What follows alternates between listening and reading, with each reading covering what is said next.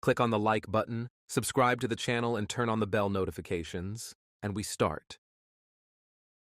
Carly Gregg grew up in what appeared to be a typical suburban household in Brandon, Mississippi.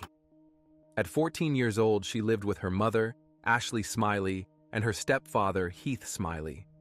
From the outside, they seemed like an average family navigating the complexities of life together. Ashley Smiley, 40, was a dedicated math teacher at Northwest Rankin High School. Her colleagues described her as compassionate and attentive, traits that extended to her relationship with Carly. Despite their close bond, there were underlying tensions that would later play a critical role in the events leading to tragedy. Carly, an only child, was known to be intelligent and independent, but her teenage years were marked by increasing rebellion. She began experimenting with marijuana, hanging out with a different crowd, and showing defiance toward authority figures, including her mother and stepfather. The family dynamic became more strained as Carly's behavior escalated. Ashley, concerned about her daughter's choices, sought to establish boundaries while also offering support. Heath, a steady presence in the household, tried to mediate, but often found himself caught in the crossfire. The Smiley household was like many others, juggling work, school, and the everyday challenges of family life. Yet beneath the surface, tensions simmered. Carly's relationship with Ashley, once marked by warmth and trust, became increasingly contentious. Ashley's dedication as a teacher extended to her parenting style. She was determined to guide Carly back onto a positive path. She kept a close eye on her daughter, even checking Carly's social media and monitoring her phone. While Ashley's intentions were rooted in love and concern, Carly saw these actions as intrusive and controlling. The family's troubles were compounded by Carly's emotional struggles. Friends and family noticed a change in her demeanor, describing her as withdrawn and sometimes sullen. These mood swings were dismissed by some as typical teenage behavior, but in hindsight, they were warning signs of deeper issues. As Ashley and Carly's relationship grew more volatile, the cracks in their family dynamic widened. Neither could have anticipated how these tensions would culminate in one of the most shocking crimes their community had ever witnessed. This is the backdrop against which the story of Carly Gregg unfolds, a story that begins with the struggles of a mother and daughter and ends in an act of violence that would devastate their family and community. In the weeks leading up to March 19, 2024, the tension between Carly Gregg and her mother, Ashley Smiley, reached a boiling point. Ashley had become increasingly alarmed by Carly's erratic behavior. Reports from Carly's friends painted a troubling picture of a teenager who was not only experimenting with drugs, but also using burner phones to conceal her activities. One of Carly's closest friends, worried about her downward spiral, decided to intervene. The friend confided in Ashley about Carly's marijuana use and the secret devices she used to communicate with her social circle. Alarmed, Ashley decided to take matters into her own hands, hoping to set her daughter on the right path before it was too late. Searching Carly's room, Ashley discovered vape pens hidden among her belongings. This discovery, while minor compared to the broader issues at hand, became a significant flashpoint in their relationship. Ashley confronted Carly about the items, demanding answers and trying to address her behavior. Carly, however, viewed the intrusion as yet another betrayal of trust. The growing mistrust between mother and daughter was not lost on Carly's stepfather, Heath Smiley. He often served as a mediator during their arguments, but even he began to feel the weight of the family's unraveling dynamics.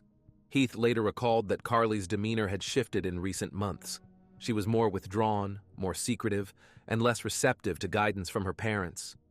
While Ashley grappled with how to help Carly, Carly herself began to isolate further. She turned to her friends for validation, frequently expressing frustration about her mother's strict rules.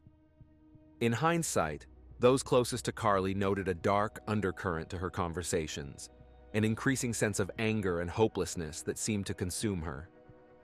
Ashley, unaware of the full extent of Carly's turmoil, remained steadfast in her efforts to regain control of the situation.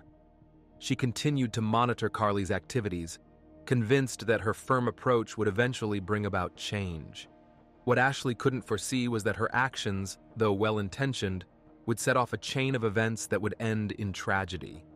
The tension in the Smiley household was palpable. With each passing day, the distance between mother and daughter grew, and the possibility of reconciliation seemed further out of reach. This volatile environment set the stage for an explosive confrontation that would change their lives forever. March 19, 2024, began like any other weekday in the Smiley household. Carly Gregg, 14, and her mother, Ashley Smiley, left for Northwest Rankin High School, where Ashley worked as a math teacher, and Carly attended classes. Neither could have anticipated the devastating events that would unfold before the day was over. Ashley, already burdened with concerns about Carly's behavior, spent the day teaching while Carly went through her school routine. Friends later recalled that Carly seemed quiet, almost detached, as though something weighed heavily on her mind. When the school day ended, Carly and Ashley returned home. At some point during the evening, Ashley decided to confront Carly about her continued disobedience and troubling behavior. The argument quickly escalated, becoming one of their most heated exchanges yet. Ashley demanded accountability from Carly, while Carly felt increasingly cornered and misunderstood. Fueled by anger and desperation, Carly stormed away from the confrontation. According to subsequent investigations, she retrieved a .357 Magnum handgun that had been kept in the home. The weapon, which should have been securely stored, became the means by which Carly's frustrations turned into irreversible actions.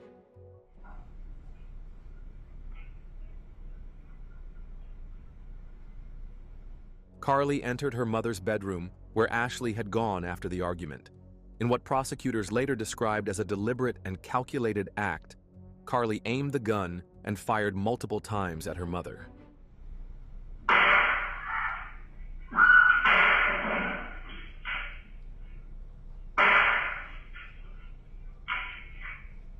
The fatal shot struck Ashley in the head and chest, killing her instantly. The aftermath was chilling. Surveillance footage from the home showed Carly pacing the house in the moments following the shooting. She then used Ashley's phone to send a text message to her stepfather, Heath Smiley, asking him to return home quickly. When Heath arrived at the house later that evening, Carly was waiting. As he walked inside, Carly confronted him with the same handgun. Heath, realizing the danger, tried to de-escalate the situation, but Carly fired at him, striking his shoulder. Despite his injury, Heath managed to wrestle the weapon away from her during a struggle.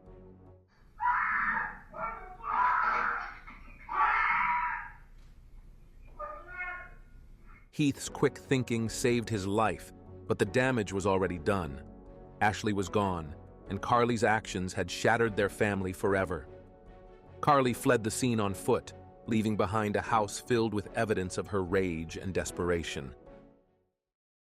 After fleeing the house on foot, Carly Gregg disappeared into the quiet Brandon neighborhood, leaving chaos in her wake. The Smiley home was now a crime scene. Ashley Smiley lay lifeless in her bedroom, and Heath Smiley, though injured, managed to contact emergency services after subduing Carly and securing the firearm.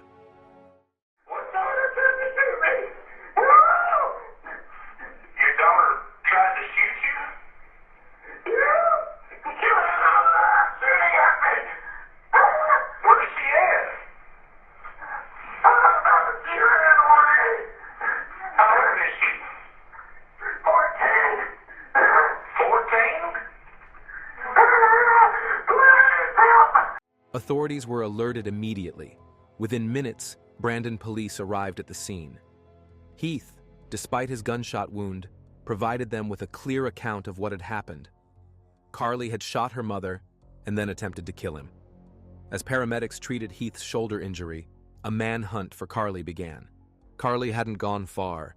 Officers found her walking near the house, disoriented and covered in blood. She was taken into custody without resistance. At the time of her arrest, Carly reportedly showed little emotion, a detail that would later be scrutinized in court. As investigators began piecing together the timeline of events, they uncovered chilling details.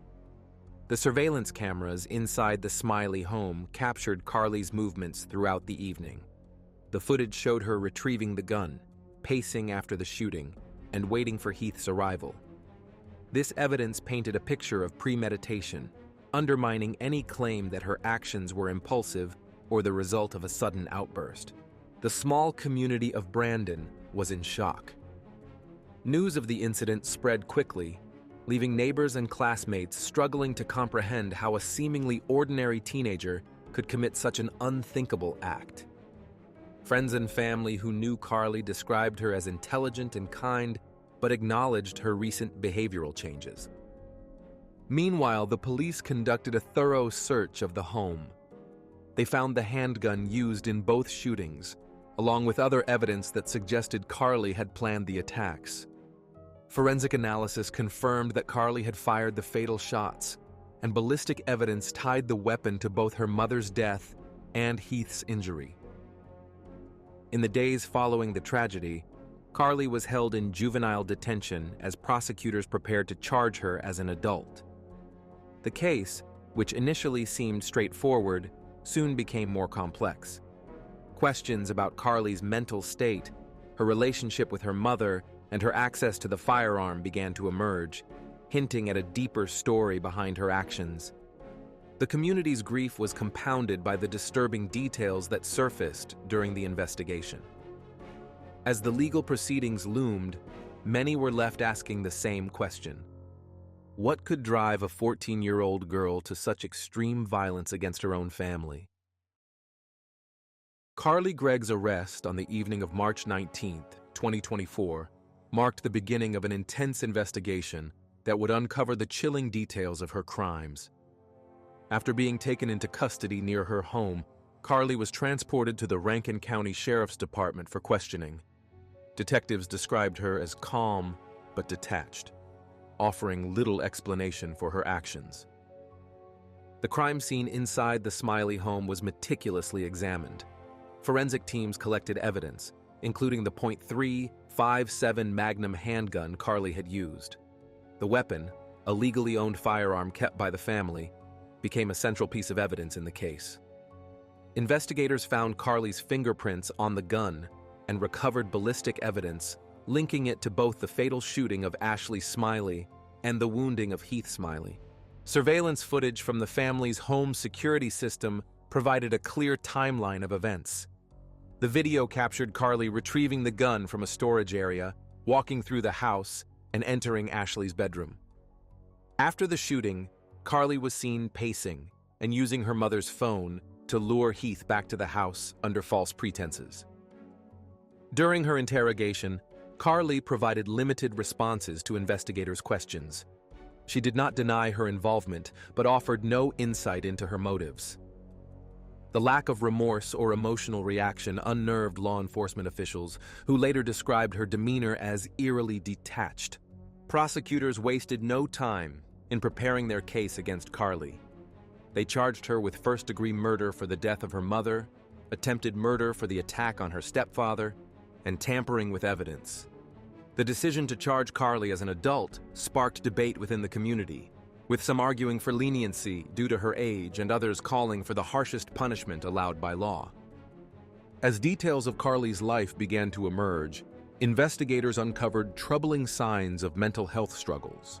Friends and classmates described Carly as withdrawn and prone to sudden mood swings in the months leading up to the crime. Medical records revealed that she had been diagnosed with depression and had recently changed medications, a factor that would later play a role in her defense. The investigation also raised questions about Carly's access to the firearm. While it was legally owned by the family, critics questioned why the weapon was not securely stored, especially given the tensions within the household. The case attracted significant media attention, with headlines focusing on the shocking nature of the crime and Carly's young age.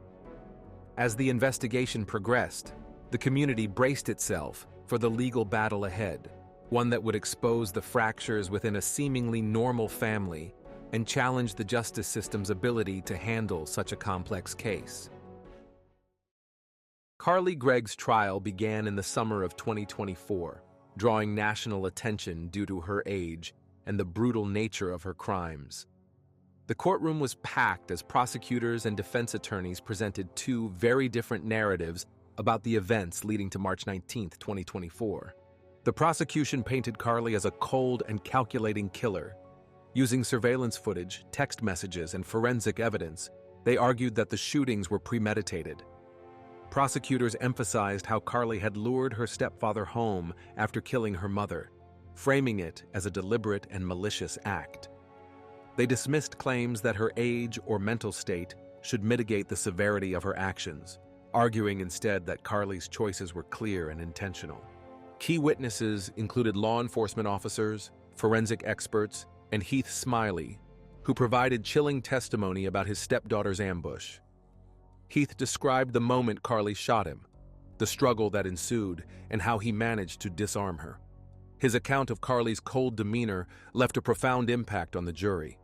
The defense, however, focused on Carly's mental health struggles. They called psychiatrists and psychologists who testified about her history of depression, mood swings, and auditory hallucinations. One expert explained that Carly's recent change in medication might have exacerbated her mental instability, potentially contributing to her violent outburst. Friends and teachers also took the stand, describing Carly's significant behavioral changes in the months before the crime. Many described her as a kind and bright young woman who had become increasingly withdrawn, defiant, and unpredictable. The defense argued that Carly's actions were not premeditated, but rather the result of an unbalanced mind pushed to its breaking point. The prosecution countered these arguments by highlighting Carly's actions before and after the shootings. They pointed to the calculated manner in which she retrieved the gun, lured Heath home, and attempted to cover her tracks. Prosecutors asserted that while Carly's mental health struggles were tragic, they did not excuse her deliberate actions. The trial's emotional intensity was heightened by the presence of Ashley Smiley's friends and colleagues, many of whom sat in the gallery wearing ribbons in her memory. Their silent support for the prosecution underscored the community's grief and desire for justice. As the trial drew to a close, both sides delivered compelling closing arguments. The jury was tasked with determining whether Carly's actions were the result of premeditation or a moment of mental crisis. Their verdict would hinge on whether they believed Carly was fully aware of the consequences of her actions on that fateful day. After weeks of testimony and deliberation, the jury in Carly Gregg's trial returned with a verdict in September 2024. The courtroom was silent as the foreperson rose to deliver the decision. Carly, seated between her defense attorneys, showed little visible emotion as the charges were read aloud. The jury found Carly Gregg guilty on all counts: first-degree murder for the death of her mother, Ashley Smiley, attempted murder for the attack on her stepfather, Heath Smiley, and tampering with evidence. The conviction carried the possibility of life in prison without parole, a sentence that underscored the severity of the crimes despite Carly's young age.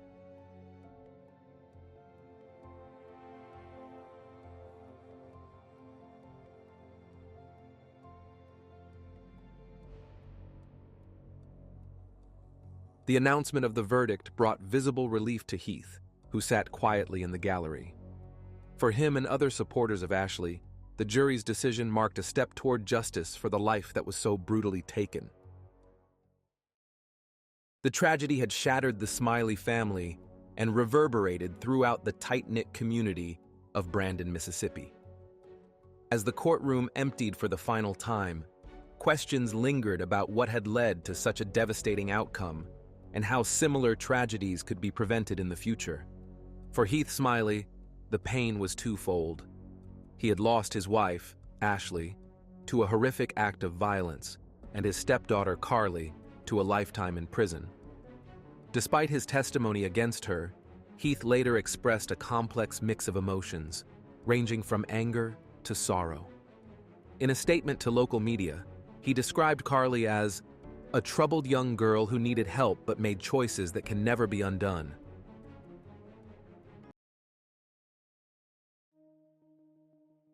Stephen Beard was the embodiment of the American dream. A self-made millionaire and retired television executive, he had built his wealth and reputation through hard work and determination. His professional success provided him a luxurious life in Austin, Texas, where he resided in a sprawling mansion, a testament to his achievements. However, beneath his polished exterior was a man yearning for companionship after the death of his first wife. Enter Celeste Johnson. In her 30s, Celeste worked as a waitress at a local Austin country club where she first caught Stephen's attention. Strikingly beautiful with an infectious charm, Celeste had a magnetic quality that Stephen, then in his 60s, found irresistible. Their age difference, more than 30 years, did little to dissuade Stephen, who was drawn to Celeste's lively demeanor. For Celeste, the relationship presented an opportunity for financial stability and the chance to escape a tumultuous past. Celeste's life had been marked by hardship. Raised in modest circumstances, she faced a difficult childhood punctuated by instability and emotional strain. By the time she met Stephen, she had already endured multiple failed marriages and struggled to provide for her twin daughters, Jennifer and Christina. Stephen offered her not only security, but also the lavish lifestyle she craved. Their whirlwind romance culminated in marriage in 1995. Stephen spared no expense in ensuring Celeste and her daughters enjoyed the best life had to offer. The family vacationed in exotic locations, indulged in shopping sprees, and enjoyed the comforts of wealth.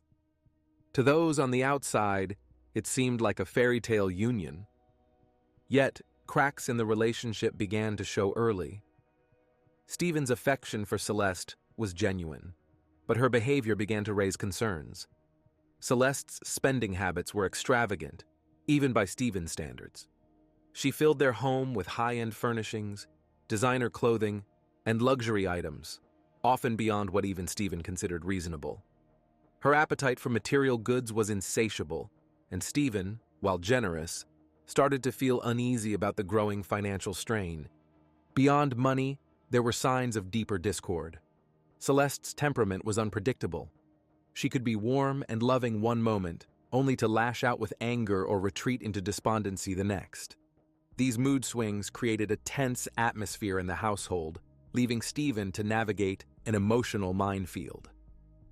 Stephen's friends noticed the changes in him. Once a confident and outgoing man, he began to seem withdrawn, burdened by his efforts to keep Celeste happy.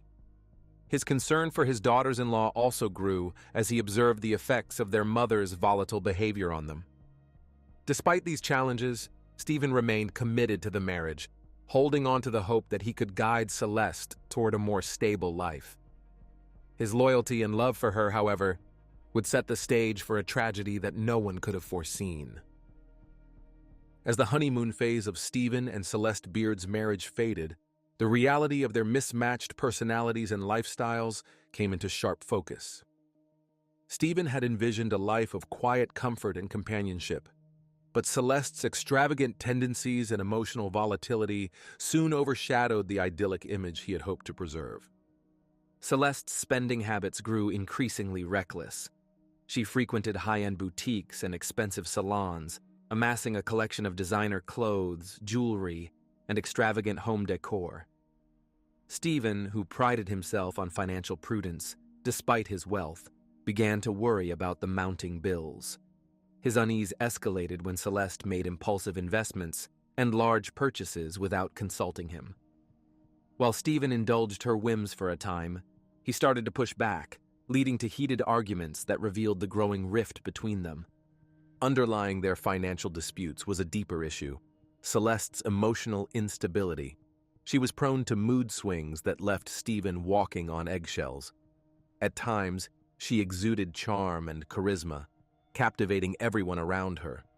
Other times, she spiraled into fits of anger or despair, isolating herself from her family. These episodes became more frequent, and Stephen began confiding in close friends that he was at a loss for how to manage his wife's erratic behavior. Amid this turmoil, Celeste's twin daughters, Jennifer and Christina, bore the brunt of their mother's instability. Although Stephen tried to provide a sense of normalcy for the girls, they often witnessed their mother's outbursts and erratic decisions. Celeste's relationship with her daughters grew strained as they became teenagers, further complicating the family dynamic. Celeste's mental health issues came to a head in 1999 when she admitted herself to St. David's Pavilion, a mental health facility in Austin. Stephen, despite the tension in their marriage, supported her decision, hoping it would provide the help she needed. However, this chapter in Celeste's life would lead to a connection that would forever change the trajectory of their lives. While at St. David's, Celeste met Tracy Tarleton, another patient at the facility. Tracy, a middle-aged woman struggling with depression and alcoholism, was drawn to Celeste's magnetic personality. The two women quickly formed a bond, finding solace in their shared vulnerabilities. Celeste's charm worked its magic, and Tracy became enamored with her, seeing her as both a confidant and an emotional anchor. Stephen, meanwhile, continued to grapple with the strain on his marriage. He hoped Celeste's time in treatment would bring about positive changes, but he remained wary. The cracks in their relationship had deepened, and though Stephen's love for Celeste endured, his patience was wearing thin. He could not have imagined that the seeds of betrayal had already been planted in the very place where Celeste had gone to seek help. In the sterile, fluorescent-lit halls of St. David's Pavilion, Celeste Beard and Tracy Tarleton first crossed paths. Both women were grappling with their own demons. Celeste, burdened by the growing pressures of her unraveling marriage, and Tracy battling chronic depression and a history of alcoholism. While their backgrounds were vastly different, their shared vulnerability created a bond that would soon spiral into a dangerous obsession. Tracy Tarleton was a well-educated and intelligent woman. She had been a bookstore manager in Austin and was known for her sharp wit and love of literature.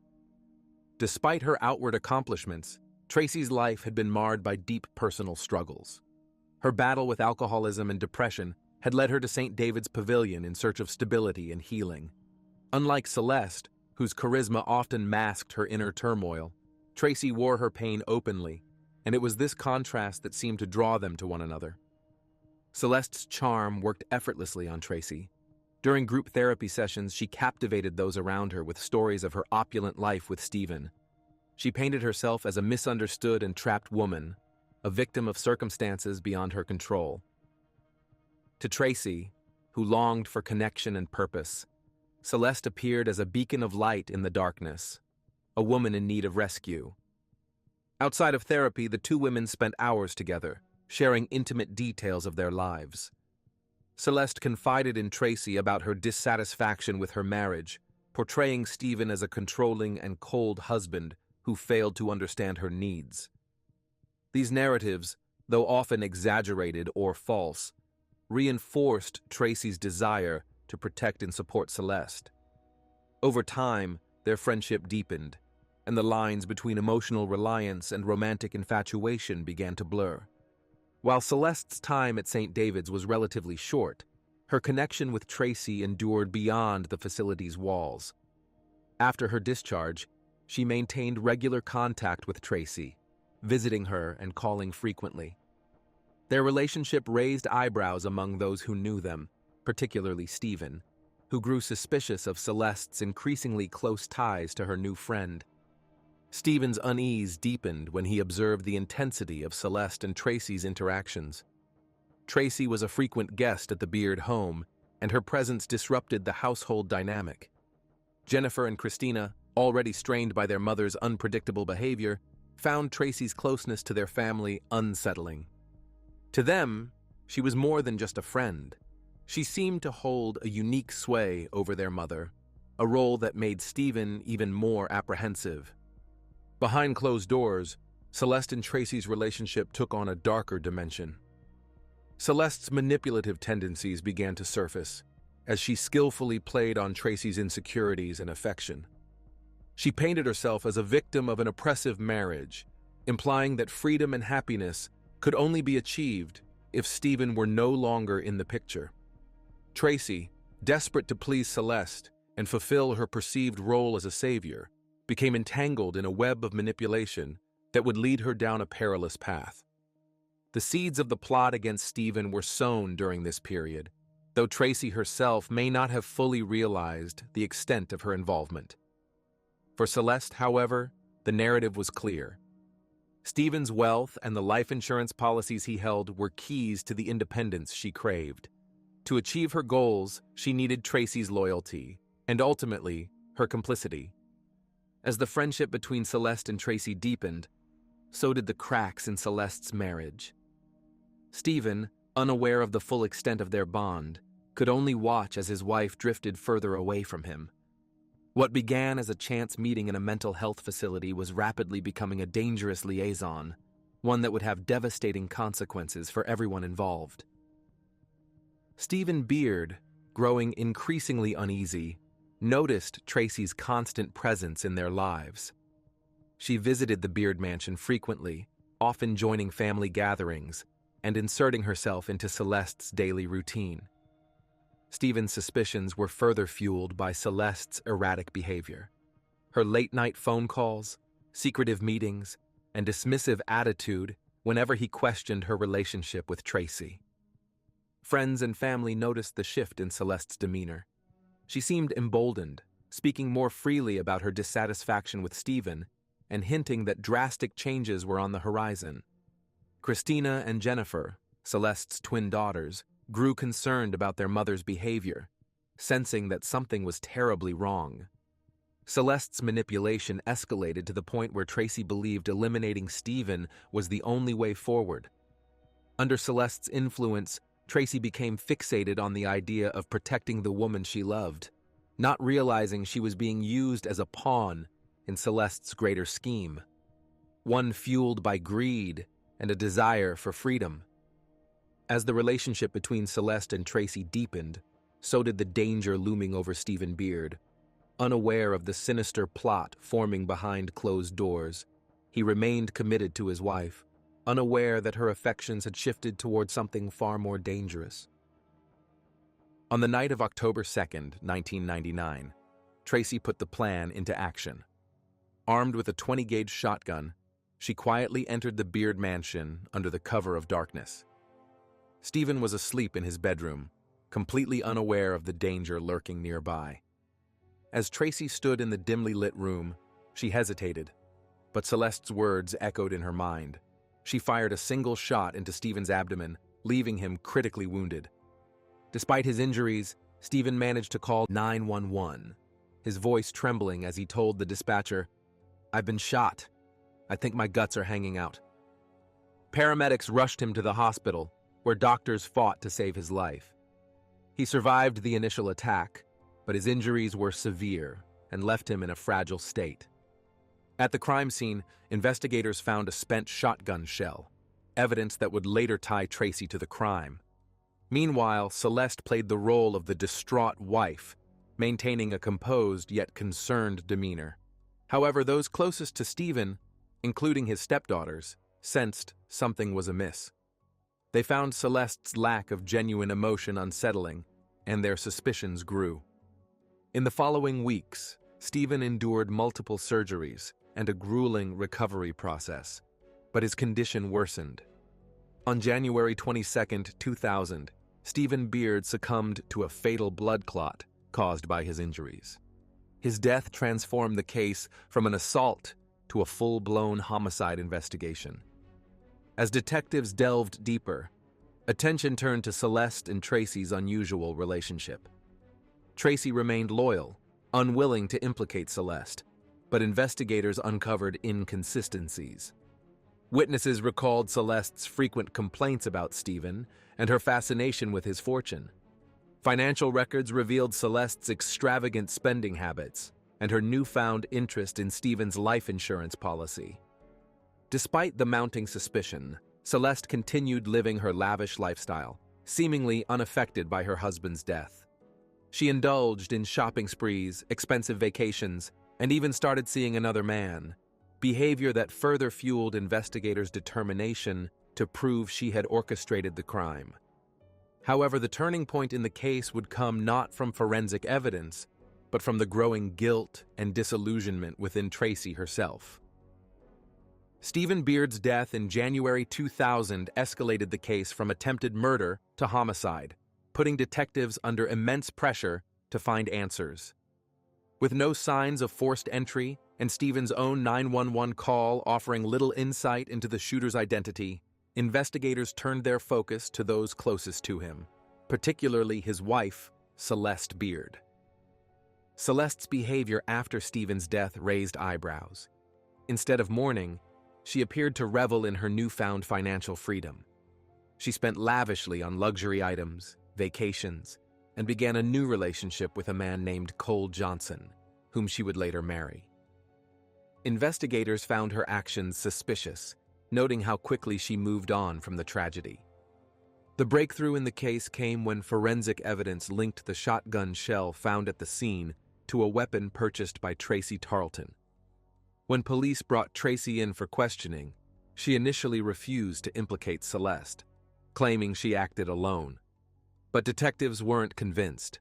Tracy's obsession with Celeste was well known, and they suspected she hadn't acted without encouragement.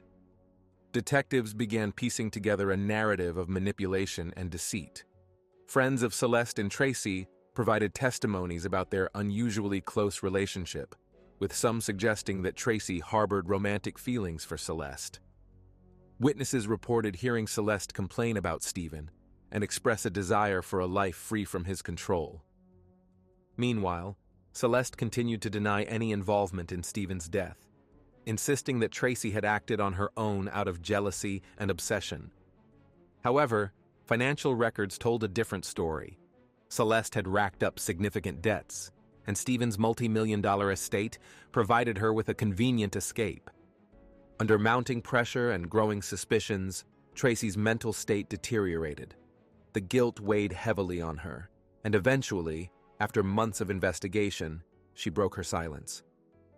Tracy admitted that Celeste had manipulated her into believing Stephen was abusive and that his death was the only way for them to be together. With Tracy's confession in hand, authorities arrested Celeste Beard in March 2002. She was charged with capital murder and conspiracy to commit murder, setting the stage for a dramatic trial that would reveal the full extent of Celeste's treachery. With Celeste Beard behind bars, prosecutors built their case against her, focusing on the manipulation and deceit that led to Stephen Beard's murder.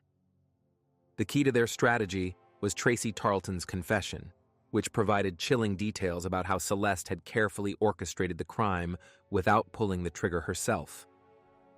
In her statement, Tracy described how Celeste had skillfully manipulated her emotions, portraying Stephen as an oppressive figure who needed to be removed for their happiness. Celeste never directly asked Tracy to commit the murder, but she planted the idea through subtle suggestions and constant reinforcement of Stephen's alleged mistreatment. Tracy, hopelessly infatuated, believed she was acting to protect the woman she loved. Investigators also uncovered incriminating phone records, letters, and witness testimonies that revealed Celeste's pattern of manipulation. Friends and family recounted how Celeste often spoke about Stephen's wealth and her dissatisfaction with their marriage. Her twin daughters, Jennifer and Christina, provided crucial testimony, claiming their mother had displayed little emotion after Stephen's death and had quickly moved on with her life. Prosecutors argued that Celeste's extravagant lifestyle was her primary motive. They presented evidence showing how she had spent excessively on luxury items and had become increasingly frustrated with Stephen's attempts to rein in her spending. The life insurance policy, worth millions, was a powerful incentive to eliminate Stephen from the picture. Meanwhile, Celeste maintained her innocence, insisting that Tracy acted alone out of jealousy. She claimed that Tracy had become obsessed with her and concocted the murder plan independently. Celeste's defense attorneys attempted to discredit Tracy's testimony, highlighting her history of mental health struggles and her desire to win Celeste's affection at any cost. Despite the defense's efforts, the weight of the evidence was overwhelming. Prosecutors portrayed Celeste as a master manipulator who exploited Tracy's emotional vulnerabilities to achieve her own selfish goals. The trial was set to become a high-profile event, with the public eager to see whether Celeste's charm could once again save her from the consequences of her actions. As the trial date approached, Celeste's once glamorous life crumbled around her. The woman who had once lived in luxury and control was now facing the harsh reality of a murder charge that could put her behind bars for life. In March 2003, Celeste Beard's highly anticipated trial began in Austin, Texas. The courtroom was packed with journalists, spectators, and Stephen Beard's grieving family, all eager to see whether the prosecution could prove Celeste was the mastermind behind his murder. The prosecution presented a compelling case, portraying Celeste as a manipulative and greedy woman who used Tracy Tarleton's love and devotion to orchestrate the killing. Their strategy hinged on Tracy's testimony, which detailed how Celeste had slowly convinced her that Stephen's death was necessary. Tracy took the stand, and with a mix of regret and emotion, described how Celeste had played with her emotions, promising a future together while subtly planting the idea of murder in her mind. Supporting Tracy's account were Celeste's own twin daughters, Jennifer and Christina. They testified against their mother, recounting how she showed little remorse after Stephen's death and quickly moved on with a new man. They also revealed that Celeste often spoke about Stephen in derogatory ways and mentioned how much simpler life would be without him. Their testimony painted Celeste as cold and calculating, more interested in wealth and freedom than family. Prosecutors also introduced financial evidence showing that Celeste had been living beyond her means and was deeply in debt. They argued that Stephen's multi-million-dollar estate and life insurance policy were the driving forces behind her actions. Celeste's lavish spending, shopping sprees, expensive vacations, and plans to remodel the mansion were highlighted as clear indicators of motive. Celeste's defense team tried to counter the prosecution's narrative by portraying Tracy as a mentally unstable woman who acted alone out of unrequited love. They argued that Celeste never asked Tracy to kill Stephen, and that Tracy had misinterpreted Celeste's words due to her fragile mental state. The defense attempted to shift blame, suggesting that Tracy's obsession drove her to commit the crime without Celeste's involvement. However, Celeste's behavior during the trial didn't help her case. She appeared unemotional and indifferent, further reinforcing the prosecution's portrayal of her as manipulative and self-centered. The jury, captivated by the testimonies and evidence, was left to decide whether Celeste was a grieving widow or a cunning murderer. After several days of deliberation, the jury delivered their verdict: guilty. Celeste Beard was convicted of capital murder and conspiracy to commit murder. She was sentenced to life in prison, with the possibility of parole after 40 years. The verdict brought a sense of closure to Stephen Beard's family, who had long suspected Celeste's involvement. As Celeste was led out of the courtroom, the reality of her situation finally seemed to sink in. Her glamorous life had come to an end, and she now faced decades behind bars. Meanwhile, Tracy Tarleton, having taken a plea deal in exchange for her testimony, was sentenced to 20 years in prison, with the possibility of parole after serving a portion of her sentence. The trial had exposed a tale of manipulation, greed, and betrayal that shocked the public and became a cautionary tale about the destructive power of obsession and deceit.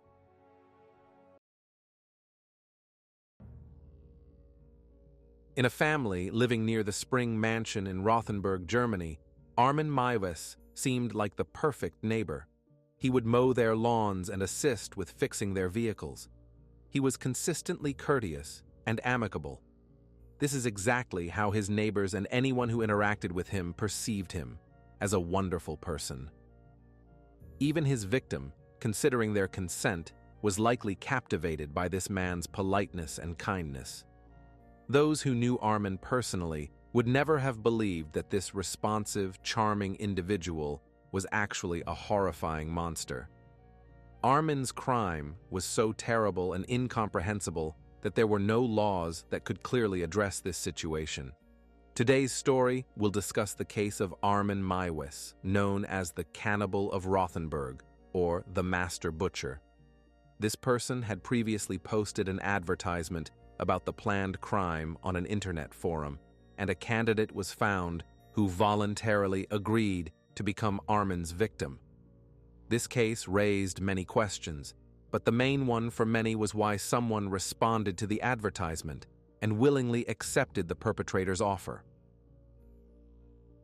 Rothenburg on the Fulda, or simply Rothenburg, a small, enchanting town in Germany, renowned for its historic architecture.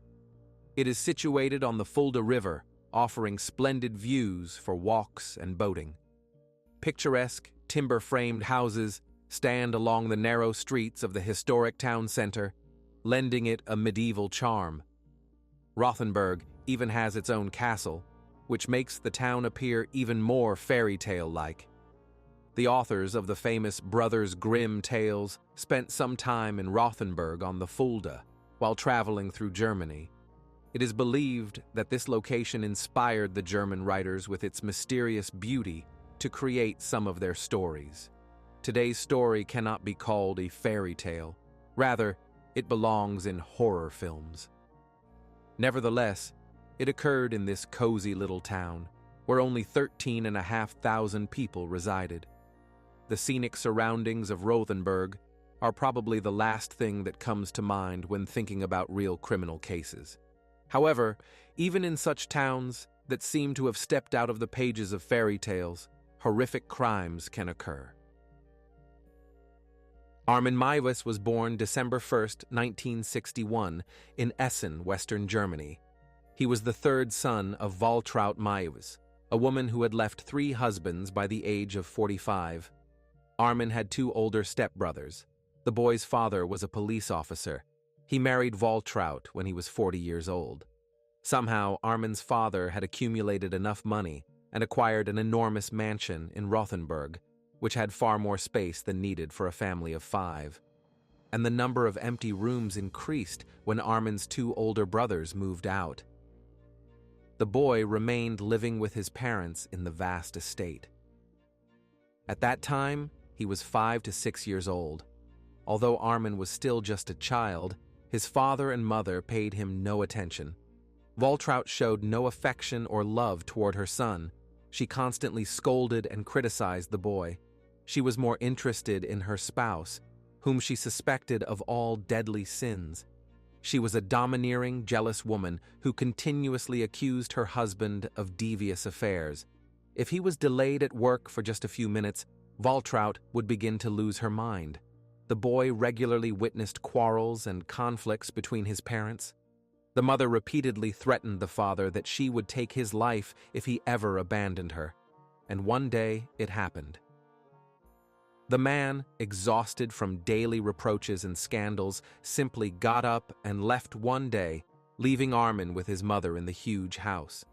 He made no warnings, gave no explanations. He rose and left the house, and they never saw him again. The fate of his son apparently didn't interest him either. In all the years that followed, the man never even attempted to meet with his child or learn how he was living. All manifestations of Waltraud's quarrelsome nature came crashing down on her youngest son. Arman felt no closeness with his mother. All she ever did was yell at and humiliate him. The boy was more of a servant in the house than a beloved child. Just as the woman controlled and tried to manage her husband's life, after his departure, she began to control her son. The mother accompanied the young man everywhere he went, not only in childhood, but also in adolescence. She even attempted to go with Arman on dates. Naturally, no one wanted to meet with a young man in the company of his mother. Friends, over 90% of viewers watch videos without subscribing to the channel. Check if you're subscribed. If not, please be so kind as to subscribe to the channel to support me. His father left the family when Arman was 7 years old. The boy remained living with his tyrannical mother. To somehow cope with the loss of his father and childhood traumas, Arman immersed himself in a fantasy world. He invented imaginary friends and brothers to have someone to talk to. One of these fictional characters was his brother Frankie. Incidentally, he later adopted this pseudonym for his internet communications. Generally, it's characteristic for many young children to fantasize about non-existent characters, especially when they have no peers around them in reality. But Arman's fascination took on a much more sinister nature. Absorbed in the fantasy world, the child became engrossed in reading a book his mother had read to him in childhood. It was the brothers' Grimm fairy tale, Hansel and Gretel. In the book's plot, a witch lured two children, a boy named Hansel and his sister Gretel, into a trap and tried to eat them. This story intrigued Armin so much that all his thoughts were consumed by contemplation. What would it be like to eat a living person? Armin dreamed that his friends would never leave him. He strongly felt that to be connected with his imaginary companions, they needed to become part of him. And for this to happen, they needed to be eaten. This was how the child reasoned, but his fantasies only intensified with each passing year. The unbearable desire to taste human flesh became increasingly acute. In childhood, Armin prepared dolls for barbecue and molded human limbs from marzipan. He would then place them in buns and eat them. The boy's childhood unfolded in such a bizarre atmosphere. In his teenage years, the imaginary brothers became objects of his intimate attraction. His desire to be one with them overshadowed all other fantasies. Moreover, it wasn't about the opposite sex, but specifically about young men and males. During this time, the young man realized his orientation differed from traditional. When Armin turned 19, he joined the West German Army and served in the armed forces for 12 years. But since the military unit was located near home, the young man effectively continued living with his mother, who still persisted in interfering with and controlling his life. Initially, the woman even accompanied her son to his army assignments. During this period, Armin occasionally formed friendships with women, but none of his acquaintances with the opposite sex developed into anything serious. His friends and fellow servicemen had long suspected that Armin had a non-traditional orientation. Therefore, the young man had to fabricate a story about a fiancée from another city. He told this to his friends, wanting to appear like everyone else. His military career faltered, and the constant oppressive lies led Maywest to start drowning his problems in alcohol. Due to continuous drinking, Armin got into 2 accidents with service vehicles, as he often drove while intoxicated, and ultimately, he was discharged from the army. At 32, essentially jobless and caring for his sick mother, Maywest decided to change careers. He trained as a computer repair specialist and secured a position at a bank. At that time, computers were beginning to appear in almost every home. Neighbors and friends frequently sought his assistance, so Armin was never without work and earned quite well.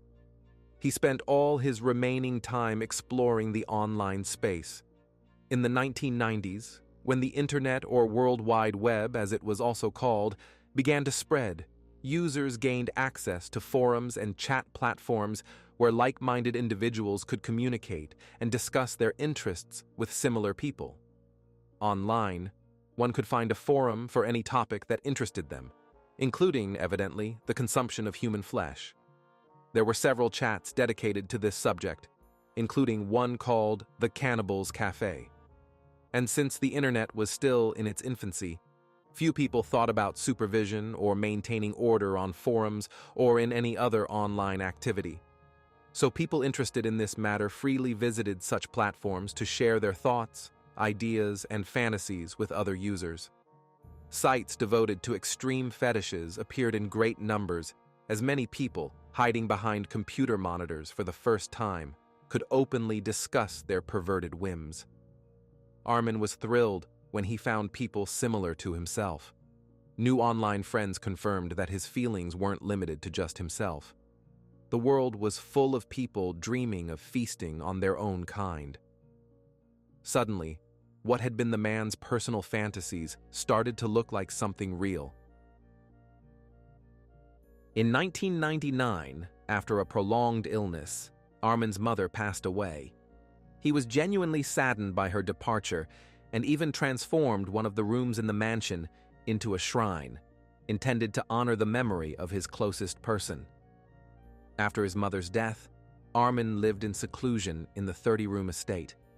Only after some time did he feel that he was free. His newfound freedom manifested in the man beginning to visit a brothel called Blue Lagoon. Then he immersed himself even more in the World Wide Web, spending most of his time on forums where the consumption of human flesh was discussed. Arman was an active visitor to these communities. He frequently discussed various meat preparation recipes with other users. Sometimes Arman would post photographs. But since he had no real experience in this matter, he photographed animal meat, shaping it to resemble parts of the human body, and told everyone that he periodically consumed human flesh. Incidentally, Arman inspired admiration on the forum and was one of the few people who claimed they actually acted on their secret fantasies, while others merely shared their own desires, not even believing they could one day be realized. And although at that time Arman was misleading everyone, taking advantage of internet anonymity, in reality, he was planning to turn this into truth. In a windowless room of the mansion, now free from his mother's watchful eye, the man created a butchering chamber. He specifically chose a room without windows, made it soundproof, and installed special meat hooks from the ceiling. Now all that remained was to find a person whom Arman wanted to prepare for dinner. Using the name of his imaginary brother Frankie, as Arman called himself on forums, he posted an advertisement with an unusual request, looking for a volunteer willing to be eaten. Such advertisements were actually not uncommon on sites for enthusiasts of human flesh. There is a term, vorophilia, a type of fetishism where a person derives pleasure from fantasizing about being eaten or eating another person, usually whole. It is often practiced online in role-playing games. Usually, vorophilia is not cannibalism, as it doesn't extend beyond fantasies or isn't actually directed at the death of the victim. Arman was looking for a well-built young man between 18 and 25 years old, whom he would divide into parts and then eat. The man's main goal wasn't just to find a victim. He needed an attractive young person who would both appeal to him and consent to being eaten. Surprisingly, Arman received dozens of responses to his advertisements, however. Ultimately, all respondents fell away on their own. The fact was that most people on such forums were simply looking for partners for role-playing games to fulfill their hidden fantasies, but they had no intention of actually implementing any of them. Then Arman began meeting men from dating sites in hotel rooms where everything again came down to role-playing. For example, one of them asked Arman to write the names of meat cuts on labels and then pin them to his body with needles. Once, Arman's disturbed fantasies almost became reality. One of the men responded to the advertisement saying he dreamed of being eaten. They arranged to meet at Arman's mansion. During the date, the homeowner explained in detail to the future voluntary victim what he intended to do with him. Fortunately, the guest couldn't go through with it. Apparently, it didn't immediately occur to him that one couldn't simultaneously be eaten and remain alive. He told Arman that he wasn't feeling well, so he changed his mind about becoming his dinner. Arman respected his partner's decision. Since the man was no longer a willing participant and couldn't fulfill his fantasy, he allowed him to peacefully leave the house. Then there were meetings with 3 other young men, each of whom, to Arman's disappointment, also backed out at some point. Arman decided he would never get lucky until the final candidate appeared on the horizon. This person was named Bernd Jürgen Armando Brandes. He was a 43-year-old software engineer from Berlin, working at Siemens AG in a management position. Brandes, like Armin, grew up in a single-parent family, except that the boy was raised by his father. He also had a non-traditional orientation. Additionally, the man dreamed of being hurt. This aroused him. As it turned out, Brandes had also posted similar advertisements, offering himself to be eaten by those willing. Moreover, he himself wished to dine on parts of his own body. Brandes suffered from depression and decided he was perfectly suited for Arman's carnivorous fantasy. The man described his height, 1 meter 75 centimeters, and weight, 72 kilograms. In their correspondence, he also expressed hope that Arman was truly serious about what he had written in the advertisement. Eventually, this man became the embodiment of the dream that Arman had since childhood, when he was abandoned by almost everyone in his life. In response to his controlling mother's domineering behavior, who in reality cared nothing for her son's inner turmoil, Arman had created this obsession and now stood at the threshold of his imagined dream. In February 2001, despite being in a relationship with another man, Brandes responded to Arman's advertisement. They corresponded for about a month, discussing cooking methods. Arman confessed this would be his first time. Brandes expressed his preferences regarding body parts. Some pieces he wanted to split and share with his partner. He suggested making an ashtray from his skull or using it as room decor. The men also discussed how to dispose of the remains. They decided to burn and bury them, so no one would ever discover what happened to Brandes. The pair arranged to meet on March 9, 2001. The day before, they exchanged playful messages. One wrote that he would bring himself for dinner. The other replied that he would try to work up an appetite by then. So, on March 9th, Brandes went to visit Arman. The men proceeded directly to the living room, where Arman could fully admire his dinner. They socialized, smoked, and drank coffee while discussing the upcoming feast. Then they secluded themselves in the bedroom to become closer to each other. Everything seemed to be going well, but at some point, Brandes decided he couldn't go through with what was planned and asked to be taken back to the train station. Arman was used to all those wanting to be eaten changing their minds at the last moment, so he politely agreed and drove his guest to the train. The evening promised to end in familiar solitude. But unexpectedly for Arman, just a couple of minutes before the train's departure, Brandes suggested trying again. He said that if he took a large dose of sleeping pills, some alcohol, and cold medicine, perhaps such a combination would dull the pain and he would be able to go through with it. That's what they decided. When the men returned to the mansion, they recorded a video in which Brandes gave his consent to the subsequent actions, including his own death at Maiwes's hands. After preparations and making love, Arman led his guest to his soundproof room. Their plan was put into action and recorded on video camera. In the windowless room, Brandes asked Arman to bite off his sexual organ, but this proved easier said than done. After several unsuccessful attempts, the mansion's owner had to resort to using a kitchen knife. Armed with a vice, Arman began to act. Brandes screamed from unbearable pain. Red liquid from the open wound gushed like a fountain, but after a minute the man fell silent. Brandes stated that he was no longer in pain. Eugene remained only conscious, and now he yearned to taste his own flesh. The men tried to eat the organ raw, but it was tough to chew, so Arman attempted to cook it, frying it in a pan with salt, pepper, garlic, and wine. But since he was simultaneously cooking and running to check on his partner, the exotic dish burned, turning into a hard lump. The disappointed mansion owner cut what remained of it into pieces and fed it to the dog. Bleeding heavily, Brandes asked Arman to draw a bath so he could relax and pass away peacefully. Maiwes fulfilled his guest's final wish and retreated to his room to read a book for a while, but the reading didn't go well. At first, every 15 minutes, the mansion owner ran to check on Brandes's consciousness. Then, instead of reading, he became immersed in dreams about the upcoming dinner. After about 3 hours, Arman went to check on Brandes again and discovered he was still alive, though unconscious. Arman prayed, kissed his victim on the forehead, and in an attempt to end his suffering, cut his partner's throat. After that, he hung him on hooks and began separating the meat as he had learned online.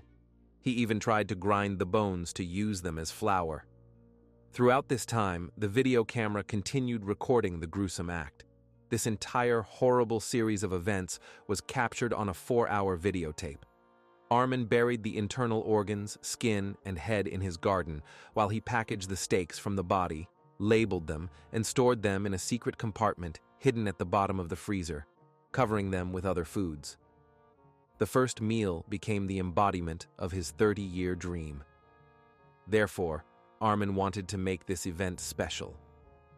He took out his mother's finest tableware, lit candles, and complimented the meal with exquisite red wine.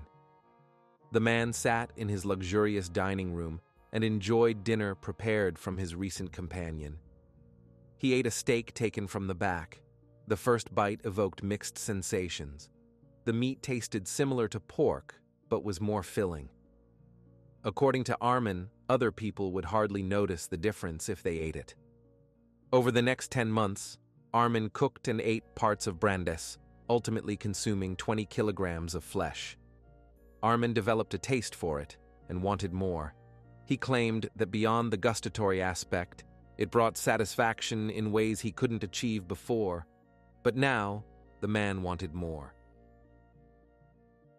Arman returned to the forums in search of other interested individuals. He proudly boasted on the Flesh Enthusiast's website about how he had achieved his goal and hoped to soon find another victim. He wasn't shy about posting graphic images from that terrible day to brag and prove to everyone that he was now telling the truth. The hunt for fresh delicacies resulted in Arman's fall into an abyss. In July 2001, an Australian college student, after reading Arman's personal online correspondence and seeing the graphic images, became very concerned and contacted the police. The young man told investigators everything he knew about this person. Detectives tracked Arman's internet activity for 17 months before finally apprehending him. In December 2002, a search warrant was issued for the house, and police arrived at the mansion, hoping to find physical evidence. Arman didn't deny anything and immediately confessed to everything, handing over the tape recording to the officer. At first, he denied that the meat in his freezer was human, but under pressure, he told the truth. These were the uneaten remains of Bernard Brandes. All else that remained of the 43-year-old engineer was found in the garden with the help of tracking dogs.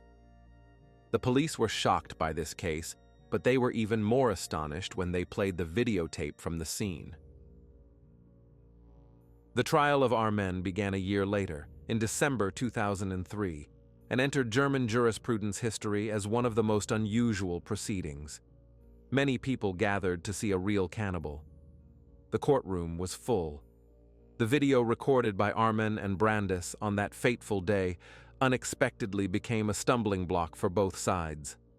The defense team knew that due to the video evidence, their client couldn't escape punishment, so they tried to reduce the charge to killing by request and illegal form of euthanasia, since at that time, Germany had no law against cannibalism. Ironically, because of that same video recording, the prosecution decided they couldn't secure a first-degree murder conviction, since Brandes voluntarily agreed to die at Arman's hands. Due to the lack of legislative framework for this crime, the prosecutor had to consider alternative charges. A charge of taking life for intimate gratification was brought forward, which guaranteed 15 years imprisonment, and manslaughter, which carried 8.5 years in prison. For good measure, Arman was also charged with disturbing the peace of the dead. The case sparked public debate about whether Arman should be held accountable at all. Considering that Brandes was a willing participant in the crime against himself, while at the same time Arman took another's life, which was itself a crime punishable by law. The defendant was sent for psychiatric evaluation. The doctor determined that Arman had a fetishistic obsession with male flesh and an absolutely unusual, extremely pathological form of attachment. The man could only feel maximum connection with another person by consuming their body.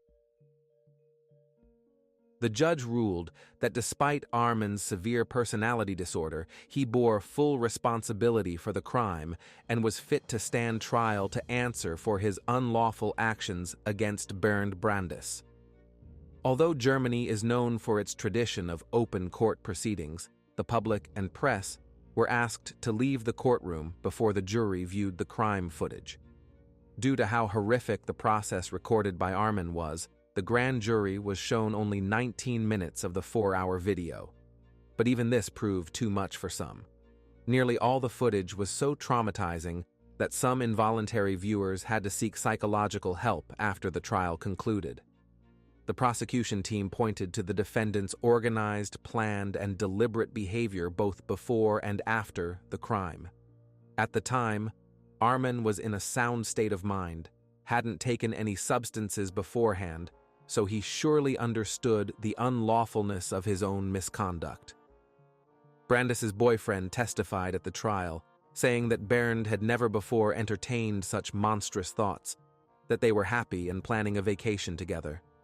He was very surprised when his partner disappeared without a trace, and then came a letter from Arman apologizing for eating his boyfriend. However, another former lover of Brandes reported that once the man had offered him €2,000 to bite off his sexual organ. Regardless of what mental state Brandes was in before this, on that fateful day, he was a willing participant in his own demise. This became clear from the video recording. The defense insisted that their client posed no danger to society as the victim had given consent to euthanasia. Arman himself maintained that he didn't want to take Brandes's life. He just wanted to eat him to become one. It was a childhood dream. On January 30th, 2004, the court concluded that Arman had no base motives for Brandes's death, though he undoubtedly bore responsibility for his demise. Arman was found guilty of manslaughter and sentenced to 8.5 years imprisonment. The defendants and defense team disagreed with such a verdict. This led to a retrial. It focused on the fact that Brandes had some mental health issues and had taken a large dose of sleeping pills, alcohol, and an entire bottle of cold medicine. Arman took advantage of his condition for his own gratification. In May 2006, Arman was convicted again, this time for taking life and disturbing the peace of the dead. And in 2008, he was sentenced to life imprisonment. While serving his sentence, the man worked in the prison library and laundry, attending church. They say Arman became a vegetarian and headed the local chapter of the Green Party. In May 2020, Arman received permission for brief supervised walks around the city. He was given sunglasses and a hat to conceal his identity. This case shocked the world, raising important questions about personal freedom. Arman Maiwez's story received wide publicity and inspired the creation of several songs and films. For example, the song Mein Teil by the German band Rammstein was written under the impression of this case. Rock musician Marilyn Manson named his album Eat Me, Drink Me in honor of Arman. Manson explained in an article that he couldn't understand the relationship between these two, but found the story itself very appealing in a romantic sense. Among the films based on Arman's case, notable ones include Your Heart in My Brain, Cannibal of Rothenburg, and the series The IT Crowd. Arman Maiwez expressed regret about his actions. He added that he wanted to write a book about his life to deter those who might want to follow in his footsteps. The man was certain that if such perverted fantasies weren't treated, they would eventually intensify and lead to a tragic end, as happened with him.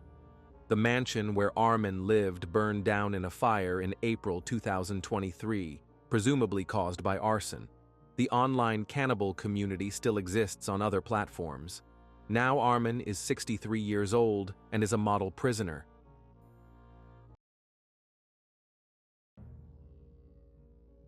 You've probably heard about the phenomenon known as the butterfly effect.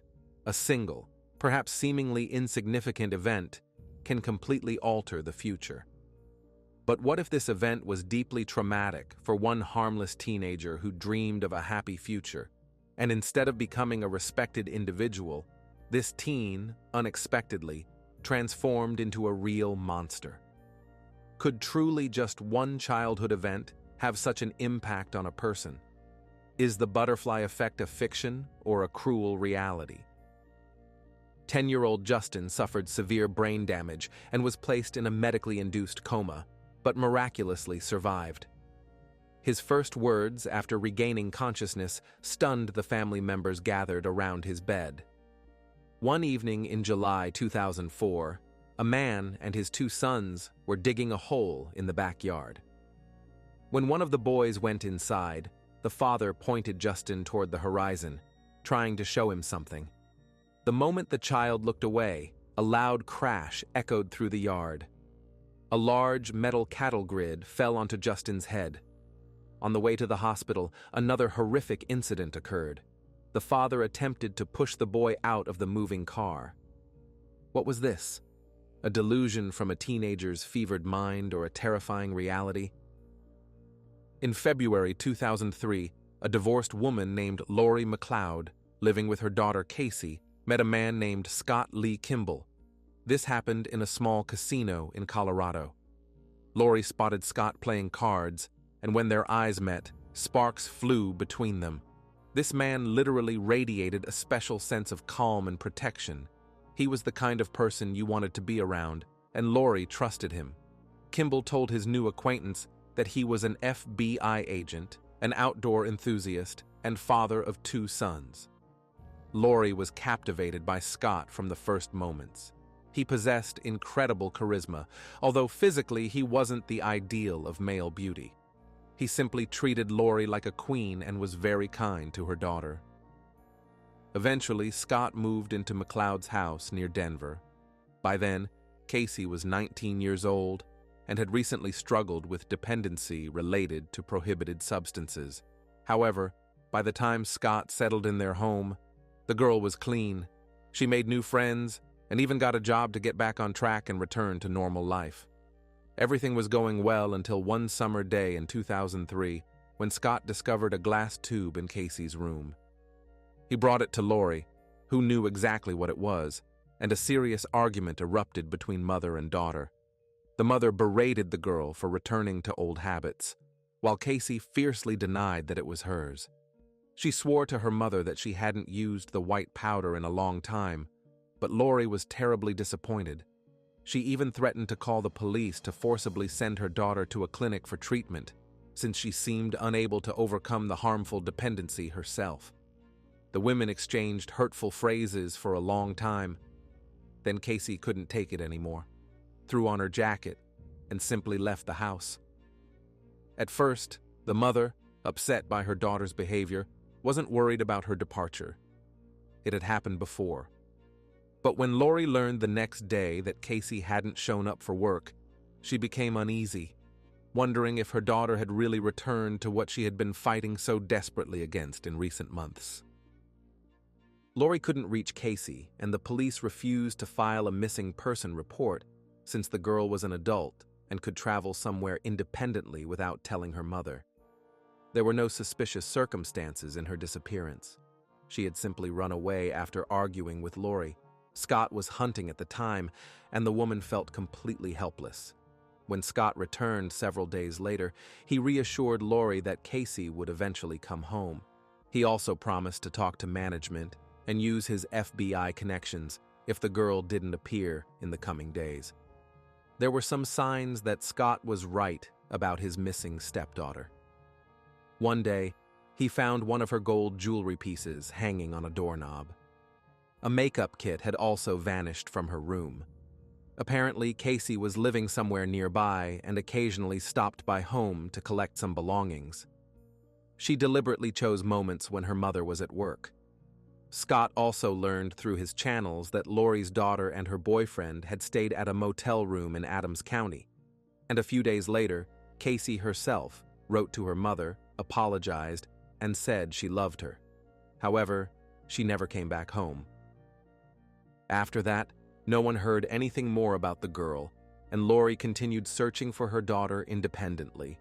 She found her boyfriend, who said that he and Casey had stayed at a motel, and the last time he saw her was when Scott picked up his girlfriend to drive her to work.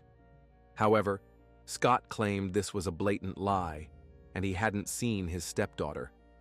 The man swore he would do everything to find Lori's runaway daughter, but asked to give her time to cool off. And the woman accepted that Casey was an adult and had the right to choose her own life path. Scott felt he needed to support his loved ones somehow. He decided that pleasant experiences would be the best distraction and proposed to Lori. He told his future wife that he would take care of her and also track Casey's money movements to find out exactly where she was withdrawing cash from her account. At this stage, there was little that could be done, so Lori completely relied on Scott's experience. Shortly after Lori and Scott exchanged wedding vows in a Las Vegas chapel, they returned to Denver, where they took out life insurance policies. Lori named Scott as the sole beneficiary, because at that time she didn't know where her daughter was or if she had gotten involved with prohibited substances again. Lori needed Scott and his support. He was the only hope of ever finding her daughter. However, days, weeks, and months went by, but nothing was heard about Casey. The couple moved outside Denver to start their own business. In the first year of marriage, there was tension between the spouses. Scott spent much time away from home, explaining it was due to his work, and often snapped at Lori when she pressed him with questions. Scott's sons from his first marriage, Justin and Cody, would sometimes visit their house. Lori noticed that the older son, 9-year-old Justin, who had a very gentle nature, often bore the brunt of his father's behavior. Scott considered gentleness a feminine trait and frequently called the boy Susie to express his disapproval. One evening in July 2004, Scott and the boys were digging a hole in the backyard. Everything was normal. Young Cody ran into the kitchen for water and rushed back outside. But seconds later, he burst back into the house screaming that his brother Justin was injured and they needed to call 911. Scott followed, carrying his son. He told Lori he would drive the child to the nearest hospital. He got in the truck and left. The woman grabbed Cody and followed her husband. When they reached the hospital, Justin lay on a gurney. His body was convulsing, and there was blood around him. A nurse explained that according to the father, first a heavy metal grid fell on Justin in the yard. Then, on the way to the hospital, the child tried to open the car window but accidentally hit the door handle and fell out at 60 miles per hour. This fall caused such severe trauma. No one believed Scott's older son would survive. After 2 weeks in an induced coma, Justin miraculously woke up. His first words were asking why Daddy did this to him. The boy claimed his father dropped the grid on him, then pushed him out of the moving car. After hearing the child, the treating physician suggested the injuries somehow affected brain function, and the boy saw the situation in a distorted way. Police conducted an investigation, but since both incidents occurred in different jurisdictions, it was unclear which department should take responsibility. To Justin's mother's horror, no charges were filed against Scott.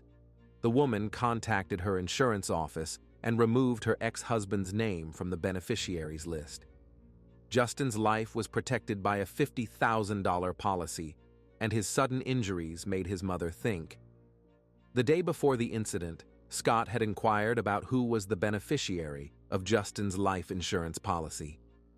Now the mother feared her ex-husband had tried to take his own son's life to receive monetary payments. Soon after Scott's older son's accident, Scott's uncle, 60-year-old Terry Kimble, appeared at the family home. He brought a suitcase of cash withdrawn from his savings account. Lori strongly disliked the new relative. The man frequently drank, had a habit of walking around the house naked, and brought 2 dogs with him. The unkempt, heavy-set man evoked outright aversion in the woman. Uncle Terry came to stay with his nephew to start a joint business, and his presence could have lasted months or even years. However, fortunately for Lori, after staying with them for just a few weeks, the man suddenly disappeared. Scott told his wife an incredible story about how his Uncle Terry won the lottery and ran away with a stripper to Mexico, or perhaps even the Caribbean.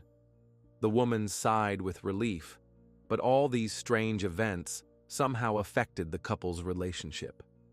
Lori and Scott began drifting apart. Lori even started suspecting Scott of infidelity. He would vanish from home for extended periods, and when he appeared, he explained his absence with the same work commitments. Despite problems in her personal life, Lori desperately searched for answers about her missing daughter Casey. By late 2005, Scott and Lori's marriage had practically fallen apart. The man was increasingly absent, showed less interest in searching for Casey, and made Lori feel she meant nothing to him. She suspected he was having an affair with a woman in California, where he frequently traveled. Around this same time, in early 2006, a few weeks after Uncle Terry's disappearance, the bank noticed suspicious activity on his credit card. The bank reported to police that fraudulent checks totaling about $80,000 were being cashed. The bank's security investigation led them to Scott Kimble. Police arrived at the farm where Lori and Scott lived and started asking questions. The ranch owner knew nothing about the money.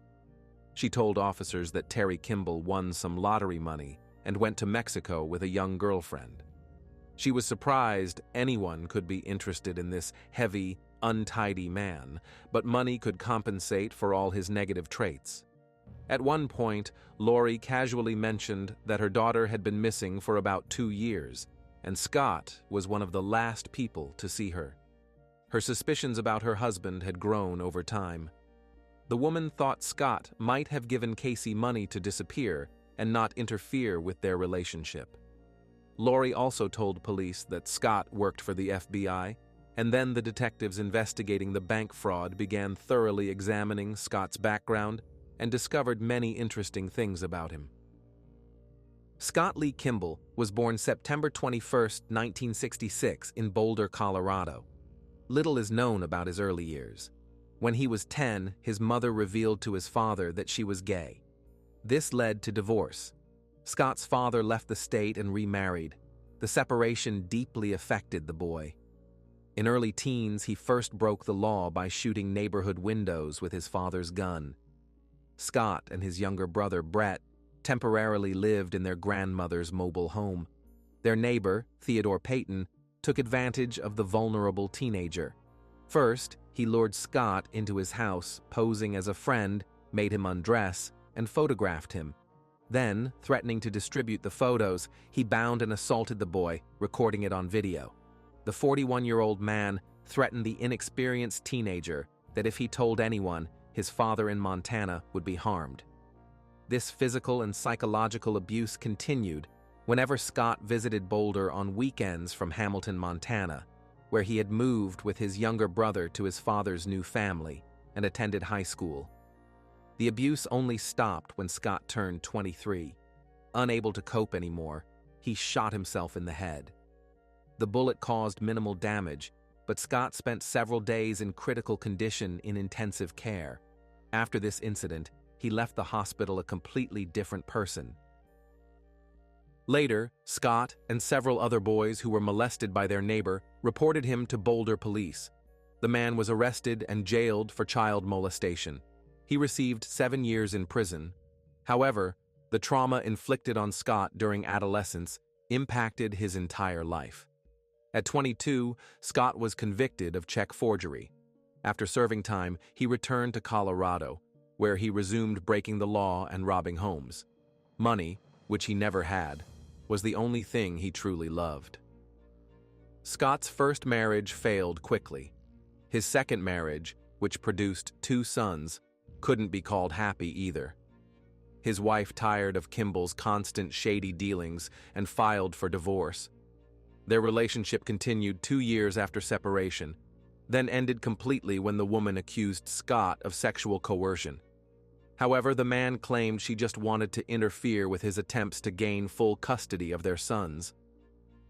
In 2000, violating probation for a previous fraud conviction, Kimble landed behind bars. A year later, he escaped custody and stole a cash truck at a gas station. Scott impersonated his brother for a while. He fled to Alaska to evade justice, even managing to marry and divorce under the false name. Eventually, he was caught and imprisoned. In federal prison, he convinced FBI agents to use him as an informant. Ultimately, some charges weren't filed since none of his previous arrests involved violent crimes. After release on bail in 2002, Scott moved in with his mother and her partner.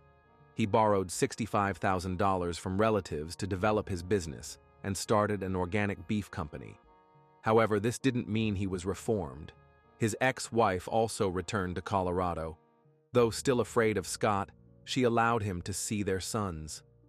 Police investigating the fraud case also learned Scott Kimble might be connected to another young woman's disappearance. Her name was Jennifer Lynn Markham. She vanished near Denver less than a year before Casey's disappearance. Jennifer, 25, was a single mother who worked as a dancer at an adult club. Her car was found at Denver Airport, but she never left the state, at least not by plane. The FBI was also involved in searching for Jennifer Markham, but the case stalled.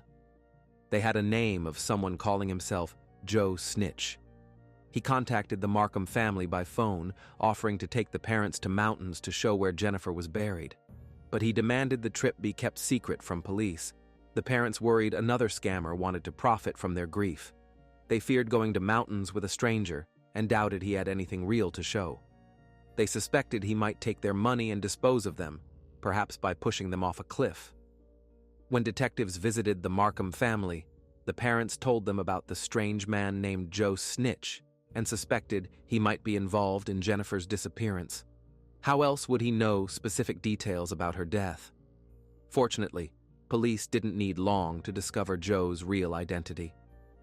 Thus, an investigation that began with fraudulent bank checks turned into a search for two missing young women, Casey McLeod and Jennifer Markham, and it all connected to one person, Scott Kimble, aka Joe Snitch.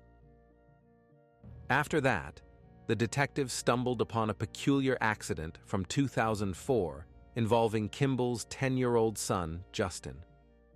The investigator grew suspicious about whether it was truly accidental, as the child, upon regaining consciousness, claimed his father was responsible for his injuries. No one had seen Scott's 60-year-old uncle Terry Kimble since he allegedly won the lottery and left the United States with his mistress. Lori told officers that one day she returned home from work to find the furniture rearranged. Scott had removed a white leather couch with a noticeable stain from the room. When Lori inquired about the stain, Scott explained that one of his uncle's dogs had vomited on the couch. Terry had departed, so Scott simply wanted to dispose of the damaged furniture. By March 2006, police had compiled a list of questions for Scott, ranging from counterfeit checks to the attempted murder of his own son. An arrest warrant was issued, but Scott couldn't be located anywhere. He called Lori from Alaska and even sent photographs. However, when detectives traced the call, it originated from a residential house in California.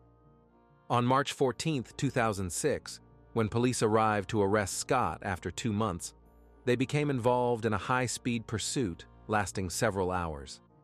The chase only ended when Scott's truck ran out of gas and stopped in a field. Yet even then, the man continued testing the officer's patience. Initially, he refused to exit the vehicle, fearing he would be shot immediately. After extended negotiations, Scott decided to surrender. He was finally arrested. But how could Scott commit all these crimes while practically under the police's nose the entire time? Scott's criminal life began when he turned 18. By age 40, he had accumulated 10 convictions, though none involved violent offenses.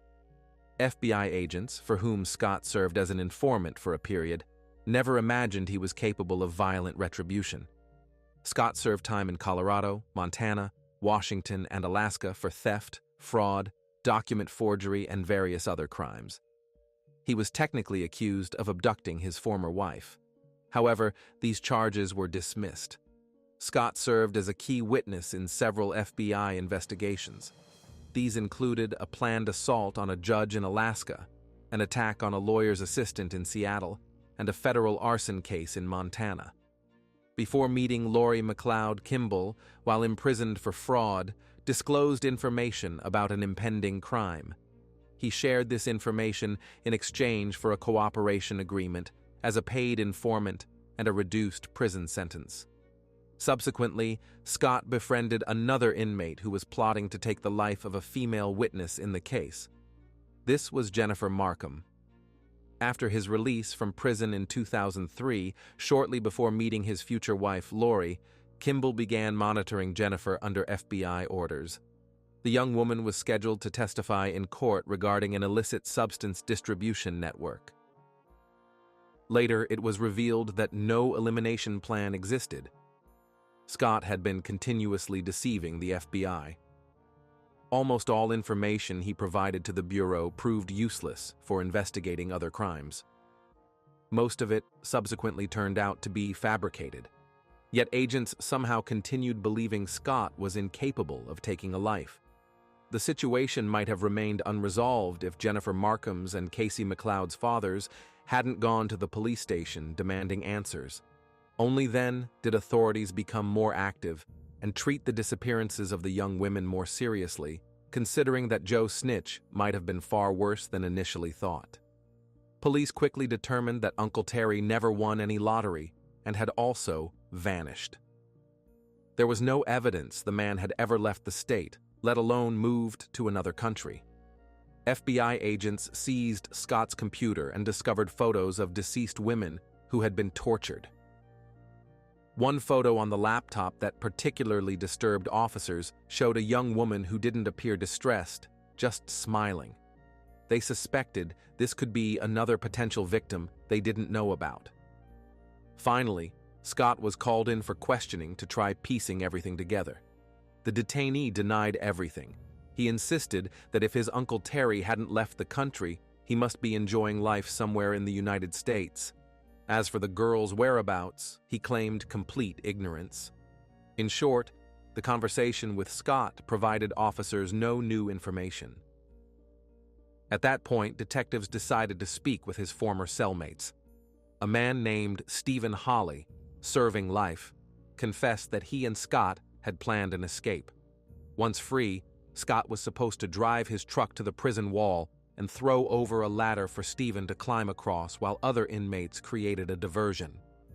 Afterward, the former cellmates planned to flee toward Mexico. When Scott was released, he visited Stephen in prison and requested his girlfriend's contact information, allegedly to assist with the escape plan. Scott asked to be called Hannibal as a cover. Stephen called his girlfriend and told her someone named Hannibal would contact her. The girl was Leanne Emery. She was a 24-year-old Idaho native. Emery was diagnosed with bipolar disorder as a teenager and had recently worked as an adult dancer. After meeting Scott, Emery became involved in his check fraud schemes, unable to communicate with Steve Hawley, who was now in solitary confinement with no phone privileges. She grew increasingly dependent on Scott. This turned into the biggest tragedy for Stephen. When FBI agents tried to meet her, they discovered Emery had also vanished. She was last seen near Denver in early 2003. Her car was discovered abandoned in Utah. Emails to relatives indicated she was traveling with someone called Hannibal. It was her photo they found on Scott's computer. Now police had another name and another missing person somehow connected to Scott. Then it became clear to FBI agents that Scott Lee Kimble, their former informant, might be not just a fraudster and forger, but a serial offender who somehow disposed of unwanted individuals right under police surveillance. Detectives returned to Lori's farm. Among Scott's belongings left at Lori's house, they found a store receipt dated the day 19-year-old Casey McLeod was last seen. The store was located near a national park.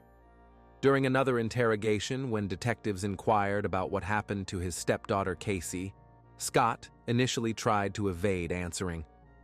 Then he shared a story officers hadn't heard before. According to Scott, the girl died from an overdose, possibly somewhere in the Route Wilderness area. FBI agents went to the national park to verify Scott's statement. Rangers told them a hunter had recently discovered a human skull that apparently belonged to a young woman. Subsequent DNA analysis confirmed it was Casey McLeod's skull. Having evidence that at least one missing person last seen with Scott was actually dead, detectives could pressure him. Scott was offered a plea deal. He had to plead guilty and reveal the locations of 3 other bodies: Leanne Emery, Jennifer Markham, and Terry Kimble. Otherwise, he could face the death penalty. Scott naturally accepted the deal, realizing he couldn't evade it. With law enforcement, he traveled to Utah and indicated Leanne Emery's body location. Scott revealed he took the girl to Bryce Canyon in Utah. After climbing a cliff, he made Emery kneel on a rock, then shot her in the head with a gun she had bought for him days earlier during their check fraud scheme. Her parents weren't immediately concerned about their daughter's disappearance, since she had told them she wanted to go to Mexico for spelunking, her hobby. Her mother and father were happy, hoping she would get her life back on track. When the girl stopped communicating, the family grew worried and filed a missing person report, but authorities were slow to search since Emery was an adult, capable of independence. Through their daughter's credit card records, the parents learned she never actually went to Mexico. A cousin, who spoke with Emery before her disappearance, revealed she had been traveling with someone called Hannibal, whom she feared. However, police remained largely uninterested in the case until the FBI began investigating the girl's disappearance. Jennifer Markham's body was never found. The offender admitted he couldn't remember where he left it. They met 2 weeks after Scott's prison release. He was supposed to monitor her as she was a key witness. Kimble told her he owned several coffee shops in Seattle and invited Jennifer to manage one of them. Jennifer agreed. She moved her belongings to Scott's place, and the next day, their mobile phones were turned off. Scott reappeared 3 days later, but Jennifer's phone never turned on again. Terry Kimble's body, Scott's uncle, was found at his nephew's direction on a mountain in Colorado. Scott simply took the cash his relative brought for their joint business, then disposed of its owner. Since only 2 victims' bodies were found out of the remaining 3, the plea deal fell through. However, Scott still pleaded guilty to all 4 killings and received 70 years imprisonment. He was already serving a 48-year prison term for fraud. At trial, Scott blamed the FBI for pushing him into a criminal world more dangerous than anything he'd encountered before. After sentencing, prosecutors and investigators told media they believed the 4 deaths Scott confessed to weren't his only violent crimes. In prison, Scott bragged to other inmates about taking dozens of lives. Though exaggerating, his boasts might have held some truth. The speed and ease with which Scott dispatched unwanted individuals suggested prior experience. It's worth noting his 4 victims were vulnerable people from society's margins, whose disappearances wouldn't be immediately noticed. They engaged in theft and fraud, struggled with substance abuse, and were somewhat social outcasts. Scott was linked to other violent cases. Katrina Powell, whose lifestyle closely resembled Scott's other victims, was found dead in suburban Denver around the time Scott lived there. He confessed to another inmate about taking her life, though he never mentioned this to authorities. In fact, Scott is believed to potentially be responsible for more than 24 missing persons. Theodore Payton, the man who essentially deprived teenage Scott of a normal childhood, died in January 2017. His body was found near a cabin in the Netherlands. Heart disease was the cause of death. Payton served 5 years of his 7-year sentence after Scott and other victims testified. Nevertheless, memories of childhood humiliation haunted Scott throughout his life. He still bore the scar on his forehead from that unsuccessful attempt to end his shame forever. Had this person not crossed Scott's path, perhaps his life would have turned out differently. You've likely heard of the butterfly effect phenomenon. One seemingly insignificant event can completely alter the future. What if that event was deeply traumatic for a harmless teenager who dreamed of a happy future?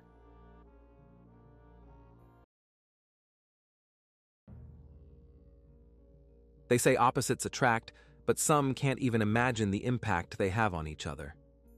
A separate room in someone else's apartment isn't exactly what the young schoolgirl dreamed of, yet now she can meet with her boyfriend any time of day or night.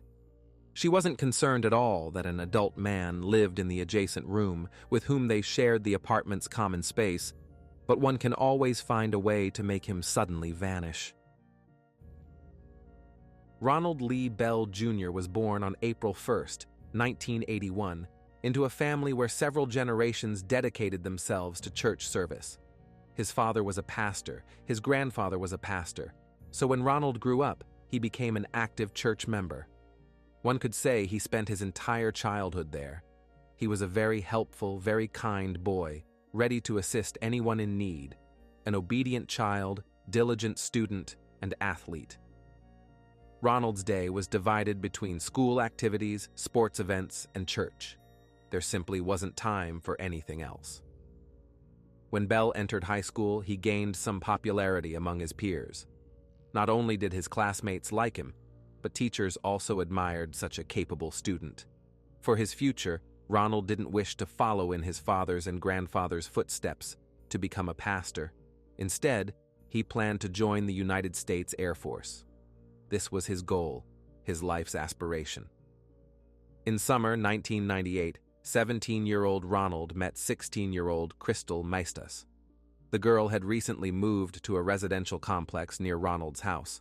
The teenagers crossed paths on the street a few times and at some point decided to talk to each other. They were completely different people. Ronald, a diligent high school student, athlete who attended church, and Crystal, a rebel who couldn't stand any restrictions. For her, authorities and rules didn't exist, and anyone who had even slight power over her became Crystal's enemy.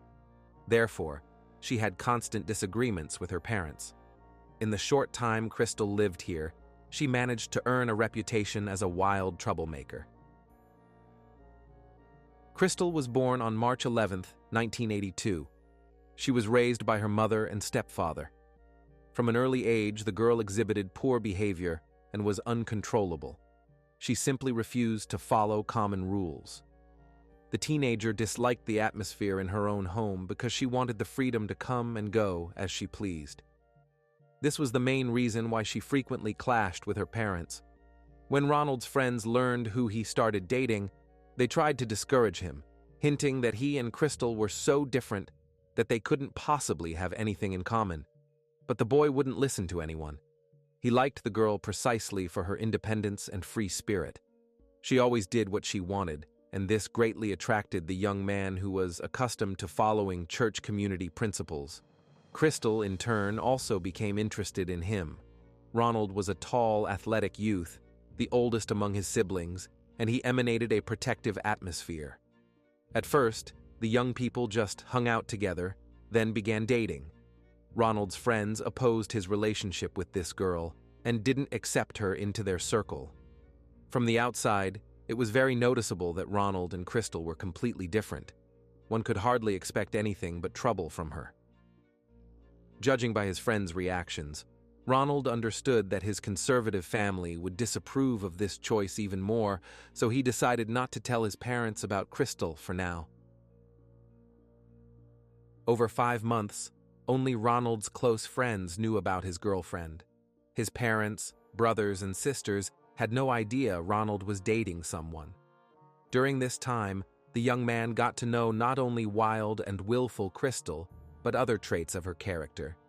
He discovered the girl could be affectionate, gentle, and agreeable. The young man believed her rebellion stemmed from never feeling protected. If he provided that protection, she would feel secure. Then others could see her positive sides and stop rejecting her. In early 1999, Crystal quarreled with her parents again. They literally pointed to the door, warning if she didn't want to follow their rules, she should leave and not return. Naturally, the girl spitefully packed her belongings and slammed the door. She didn't know where to go, so she turned to her boyfriend with her problem. Telling Ron about the incident, Crystal confronted him with the fact she now had nowhere to live. Ronald immediately felt responsible and decided to talk with his parents. For the first time in 5 months, he confessed to his family that he had a sweetheart, and she currently needed housing. Ronald wanted to solve his girlfriend's problems so she would feel his care and stop being defensive. The boy told his parents he loved Crystal, that she was the only one he wanted beside him in the future, and asked if she could move into their home. To which his mother and father were very surprised and refused, explaining that an underage girl couldn't simply settle in someone else's house. It was a failure. Ronald understood he had to find a solution for Crystal, since he was her man. The boy collected all his summer earnings and started thinking what to do. The fact was, there wasn't much money, just enough to stay a couple of nights in a cheap hotel or rent a room in an apartment for a month. So together with Crystal, they took the local newspaper with ads and started looking for suitable options. Soon, the young people came across an advertisement posted by a 31-year-old Air Force veteran named Cardell Richards. The man faced some financial difficulties, so he decided to rent out a room in his apartment. He had a second bedroom he wasn't using, so this was a good way for him to earn some extra money. Cardell met with the young people to show them the apartment and discuss rental terms. At first glance, Ronald and Crystal seemed like an ordinary teenage couple. The man was pleased they immediately paid rent for a month in advance, so he handed Crystal spare house keys right away. The girl moved in that same day. She was very happy that Ron came to her aid, but she was even more excited that now she could independently decide when to leave and return home. No one made any comments to her or forced her to follow any rules. Initially, the young people just hung out in the apartment and everything was fine. Not only her boyfriend visited Crystal, but her friends too. They could stay up late and no one would say a word to them. The girl had never had this much freedom before, and she definitely liked it. She felt grown up. When Ronald and Crystal's relationship was perfect until at some point, the girl began complaining to her boyfriend that when he wasn't around, Cardell made suggestive hints and flirted with her in various ways.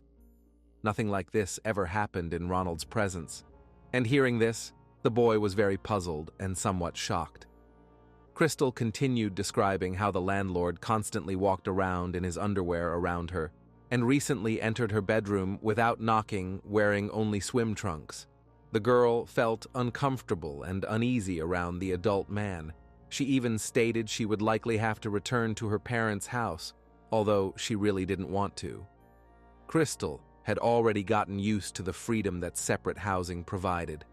Ronald thought perhaps she needed to stay with someone closer to her age, but this was impossible. First, minors had no right to rent out accommodations. Second, Crystal simply had no money. Most of Ronald's summer savings went toward paying for a month's stay in Cardell Richards' apartment. There was no point in looking for another place, so the teenagers decided to install a lock on the inside of her bedroom door. When the girl was home alone, she could simply lock herself in. Then she wouldn't have to worry or feel uncomfortable anymore. However, according to Crystal, this only made things worse, because Cardell's actions changed from verbal to physical.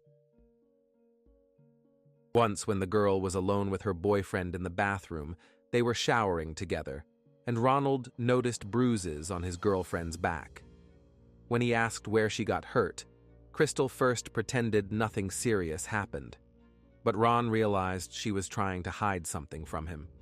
The young man demanded Crystal tell him what happened, even if it was really trivial. And she told the following story. A couple of nights ago, Crystal was home with Cardell when he suggested they make love. The girl respectfully declined, saying she wasn't interested. In response, the man pressed her against the wall, pushing her so hard that she hit her back, and now she had bruises. Crystal said she didn't want to tell Ronald because she feared how he would react and didn't want anything bad to happen. Hearing that the adult apartment owner had harassed his girlfriend, Ronald didn't just get angry, he became furious, and at the same time felt upset because Cardell wasn't home at the moment. Ronald couldn't approach him and have a man-to-man talk, so they agreed with Crystal that if this happened again, the girl would immediately dial her boyfriend's number. On February 2nd, 1999, Crystal was in the apartment with her friend Renee Lynx.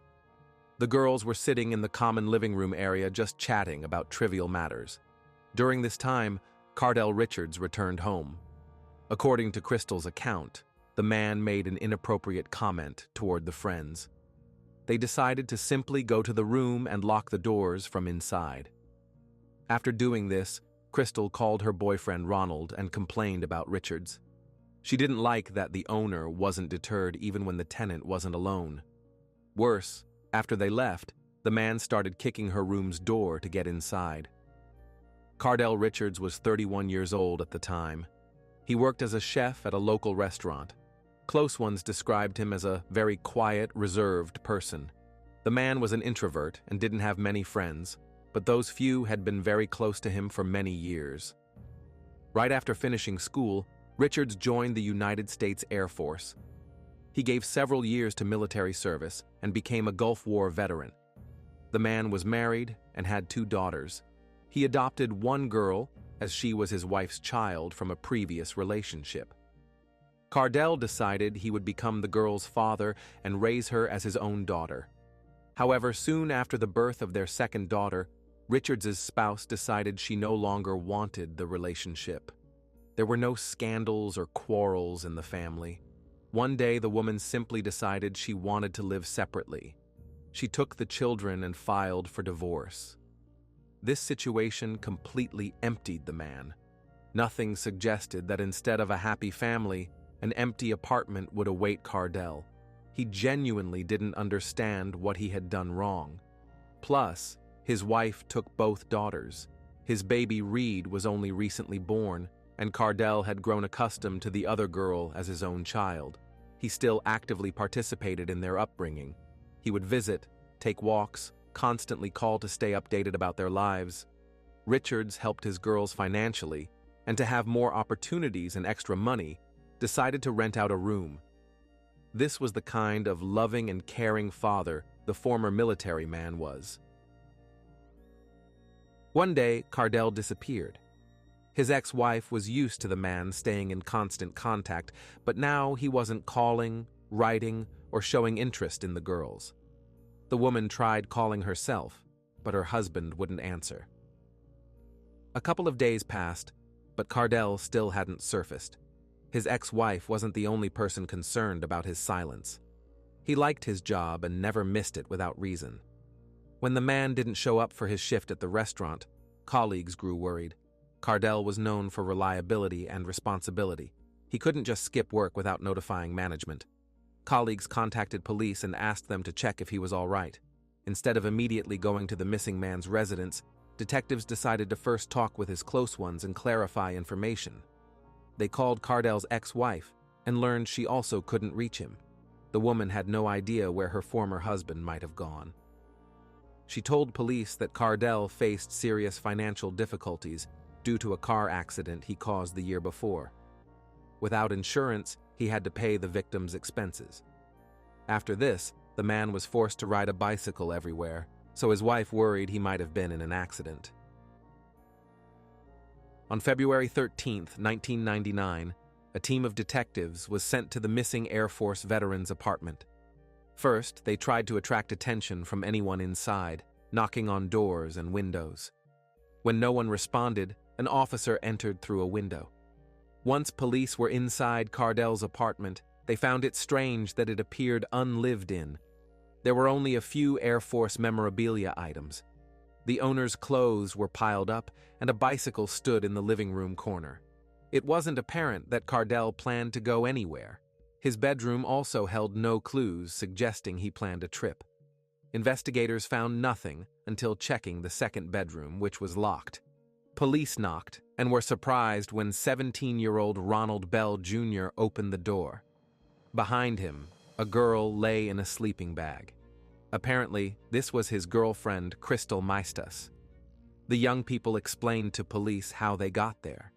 The girl needed somewhere to live because her parents kicked her out. Cardell had a spare room he wanted to rent. After meeting Cardell, they arranged everything, and Crystal had been living in the second bedroom for the past 2 months. Investigators explained to the tenant that the property owner was reported missing. Officers asked the girl when she last saw the man. Crystal responded they rarely saw each other, which was normal because their schedules didn't overlap. Cardell worked, while Crystal attended school and only came home to sleep. According to the tenant, they might not see each other for weeks, so she didn't even know he had disappeared. The investigators were puzzled. Nothing in the apartment suggested anything happened to Cardell. The girl's story checked out, as Cardell recently needed money, so police simply didn't know where to look for answers. Detectives decided to return to Cardell's family friends to learn more about his character. All close ones confirmed Cardell was a reserved, quiet guy who'd had bad luck in life and was going through hard times. But even considering his financial problems, suddenly leaving home wasn't like him at all. No one who knew him well believed he would just get up and vanish without saying a word to anyone. Cardell loved his daughters and couldn't just leave them without even saying goodbye. Nevertheless, the investigation into Cardell's sudden disappearance was suspended since police had absolutely no information, nothing pointing to a direction they should pursue next. By then, the loving father of 2 daughters had been missing for several weeks. He never made contact, and his family grew increasingly worried when Cardell didn't show up for baby Ray's 4th birthday party. A month after Cardell was reported missing, emergency services received a frantic call from a hysterical woman. She reported her 12-year-old child found a badly decomposed body while playing in a wooded area in Parish Point, Okaloosa County. It was a horrific scene that frightened the boy. Police immediately dispatched officers to verify the information. When detectives arrived, they couldn't identify the body's gender, skin color, or build. These were charred remains of a beaten and disfigured person. The coroner concluded the victim endured extreme torture. The body was severely decomposed. There were multiple skull fractures from blunt force trauma. A chopping wound was present on the left neck. Damage was found on the victim's shoulder blade, sternum, ribs, arm, and wrist. Based on burn patterns, the expert concluded the body was burned after death. Then, another coincidence occurred. A deputy sheriff was dining at the restaurant where Cardell worked. He overheard 2 employees discussing their colleague who disappeared a month ago. When the officer returned to the sheriff's office, he asked detectives about any unidentified bodies and told them about the restaurant employee's conversation. Investigators went to the medical examiner with this information. This simplified identification. Fortunately, 1 finger pad remained untouched by fire. This fingerprint was enough to compare with the missing veteran's military file and identify the remains as 31-year-old Air Force veteran Cardell Richards. Local news reported the found body and asked witnesses with information to contact police. No case details were released. Investigators had few leads: tire prints, adhesive tape, and an empty Sprite bottle. Detectives revisited the deceased's apartment for a thorough search. Crystal and Ronald weren't there, but still lived there. Using luminol, officers found blood spatter on floors and walls that someone tried to clean. Clearly, a fight occurred there and was covered up. Ronald and Crystal became prime suspects. The teenagers apparently sensed police interest and wanted to flee, at least from Cardell's apartment. Detectives' suspicions grew when the sheriff's office received new information. 2 witnesses saw a parked truck with broken glass by wooded area. Empty at first, then 3 teenagers jumped in from the forest. It seemed suspicious. A month later, when news reported the body found in the forest, witnesses told police about this coincidence. Though they couldn't recall the license plate, they described the vehicle and teenagers. Detectives hadn't identified the 3rd person, but were certain two were Ronald and Crystal. Then an anonymous caller claimed a girl told her mother about being in an apartment where someone was killed. The caller hadn't thought much about it until news of charred remains appeared. When asked about the girl's identity, the witness named 15-year-old Renee Lynx, describing her as troubled, often sneaking out at night without parents knowing her destination. Police questioned Renee Lynx and her mother about this. Both strongly denied the anonymous tip. Investigators suspected Renee was one of the teenagers spotted near the crime scene a month earlier. Renee admitted knowing Cardell through her friend Crystal Maestas, who rented his room. She saw him only twice when hanging out at the apartment, but claimed no knowledge of what happened to him. Investigators visited Crystal Maestas' mother to locate her daughter. They didn't need to enter as they spotted a car matching witnesses' description by the road. Police noticed broken rear glass covered with a black garbage bag and saw Ronald with his girlfriend inside. Officers immediately detained both and took them for questioning. Renee Lynx was also called in. All three teenagers were separated into different rooms as police waited to see who would break first. However, all denied involvement in Cardell's disappearance. After hours of questioning, detectives realized none would easily confess. They called Crystal's parents, informing them their daughter was at the police station suspected of killing someone. The parents arrived and tried convincing Crystal to tell detectives everything she knew. The adults understood confession might later reduce sentencing.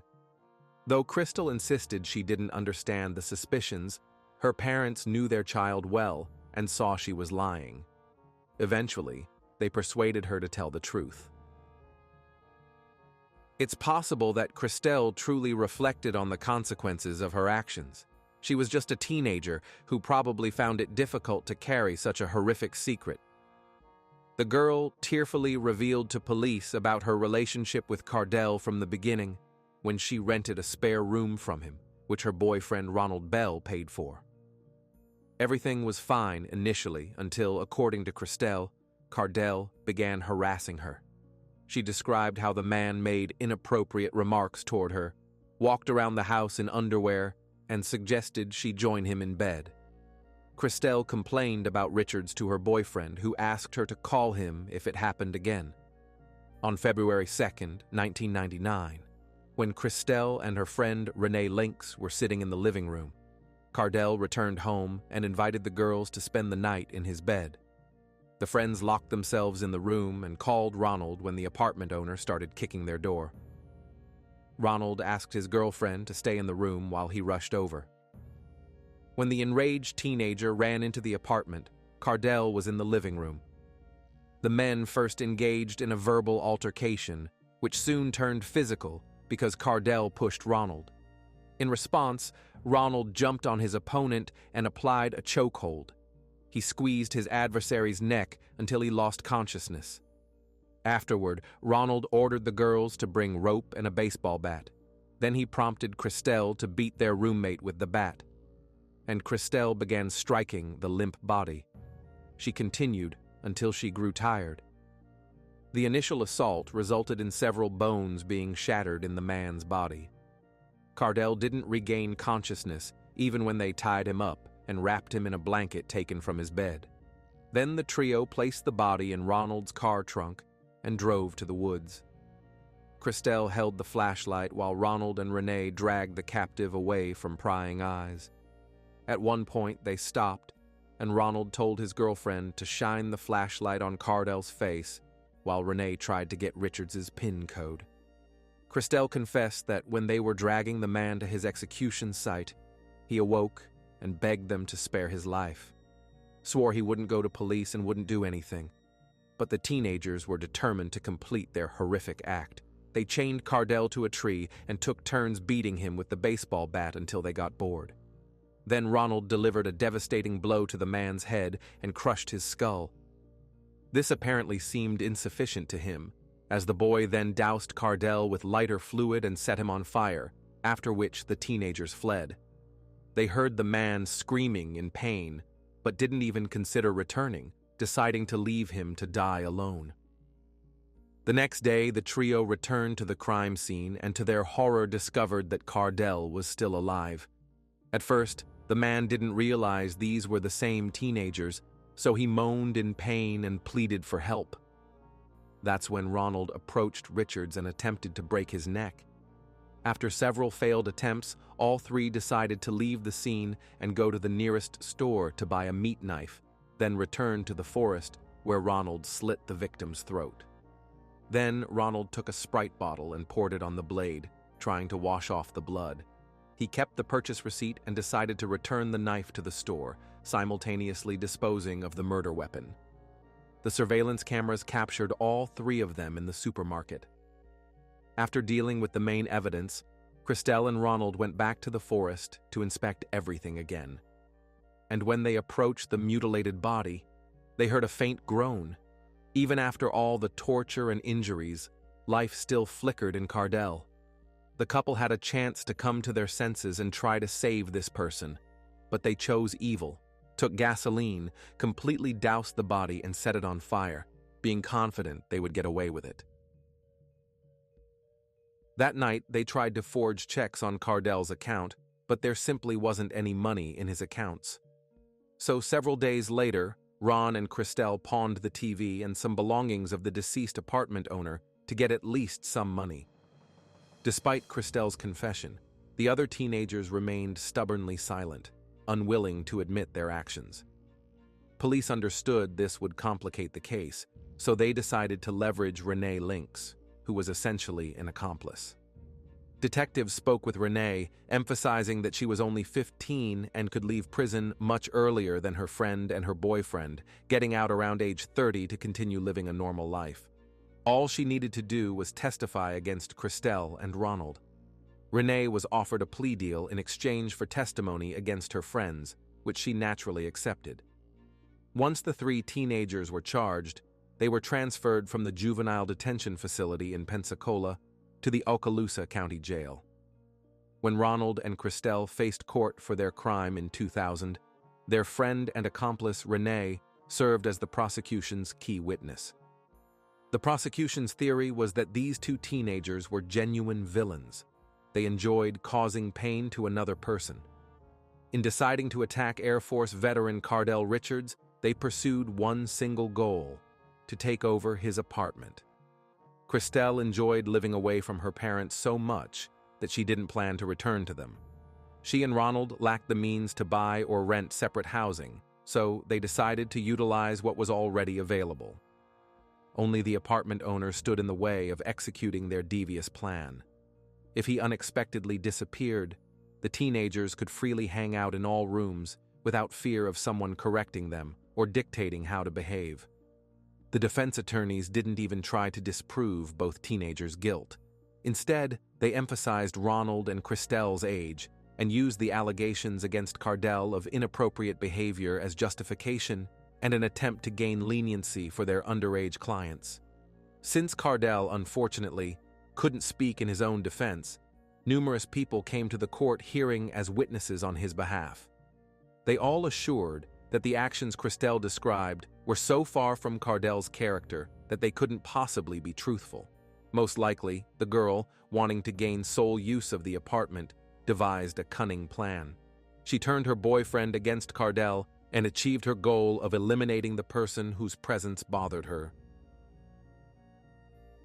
Cardell's defenders pointed out to the court that the man was a good father to his two daughters. He would never dare harm a defenseless girl who was half his age.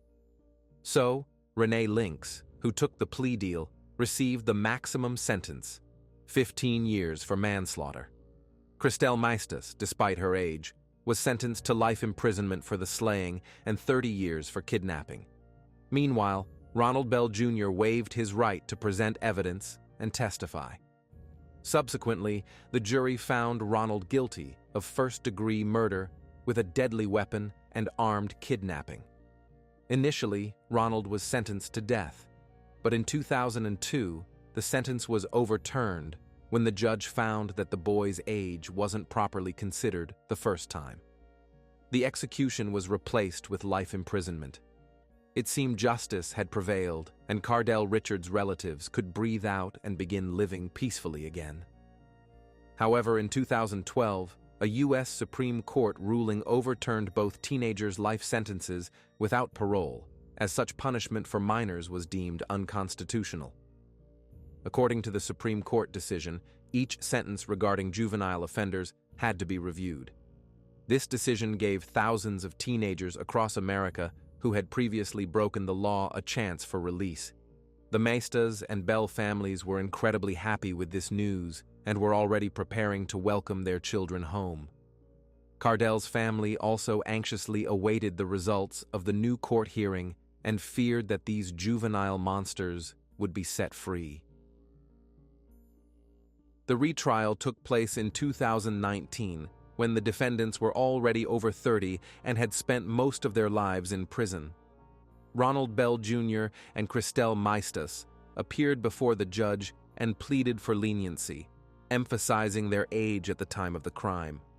However, after hearing the case details, the judge shattered their hopes for release, denying both petitions for verdict modification and resentenced Ronald and Christelle to life imprisonment without the possibility of parole. So the hopes and aspirations of the Bell and Maestas families didn't materialize. Their now adult children will likely never cross their home's threshold. Renee Lynx, the third accomplice in the horrific crime who took the plea deal, was released from prison after serving 12 years of her 15-year sentence. She was 28 at the time. After release from incarceration, Renee leads a comfortable life in Florida. She started over in Homestead, south of Miami. Now she has a partner with whom they bought their first 3-bedroom house for $200,000, where the cohabitants host parties and drink with friends. Renee Lynx's carefree lifestyle is broadcast on her social media account. There she has fun with girlfriends, sips drinks by the pool, and dresses her dogs in Christmas outfits. Nothing indicates that the woman has ever committed another violation of the law.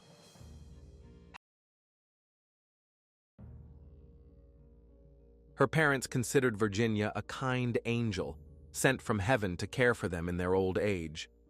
Her brother and sisters called Ginny a pathological liar. Neighbors saw her as an eccentric individual, while the young woman herself envisioned being a promising artist.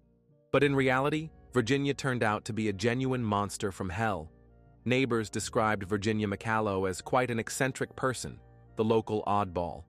She often approached strangers to chat, gave gifts to people living nearby without reason. Sometimes she would wear a fake belly and tell everyone she was expecting a child. But neighbors knew that the 30-year-old young woman was unmarried, didn't work anywhere, and lived with her parents, although her father and mother hadn't been seen for a long time. However, they were in the house all this time. Meanwhile, no one even suspected what horrifying secret was held within the unremarkable building on one of the streets of the small town.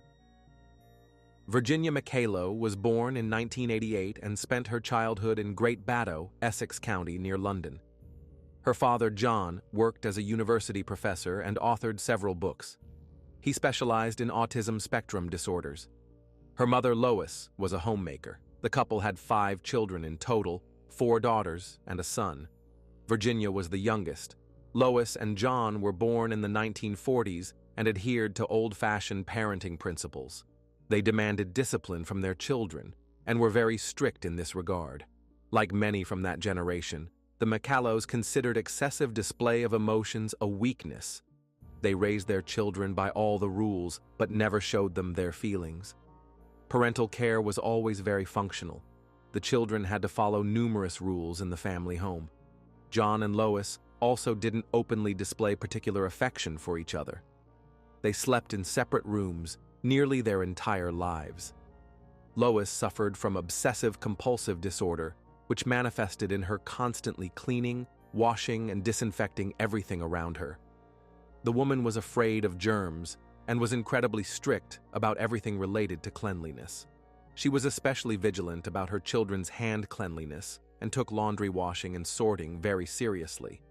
Lois also suffered from severe anxiety, so she constantly took medication.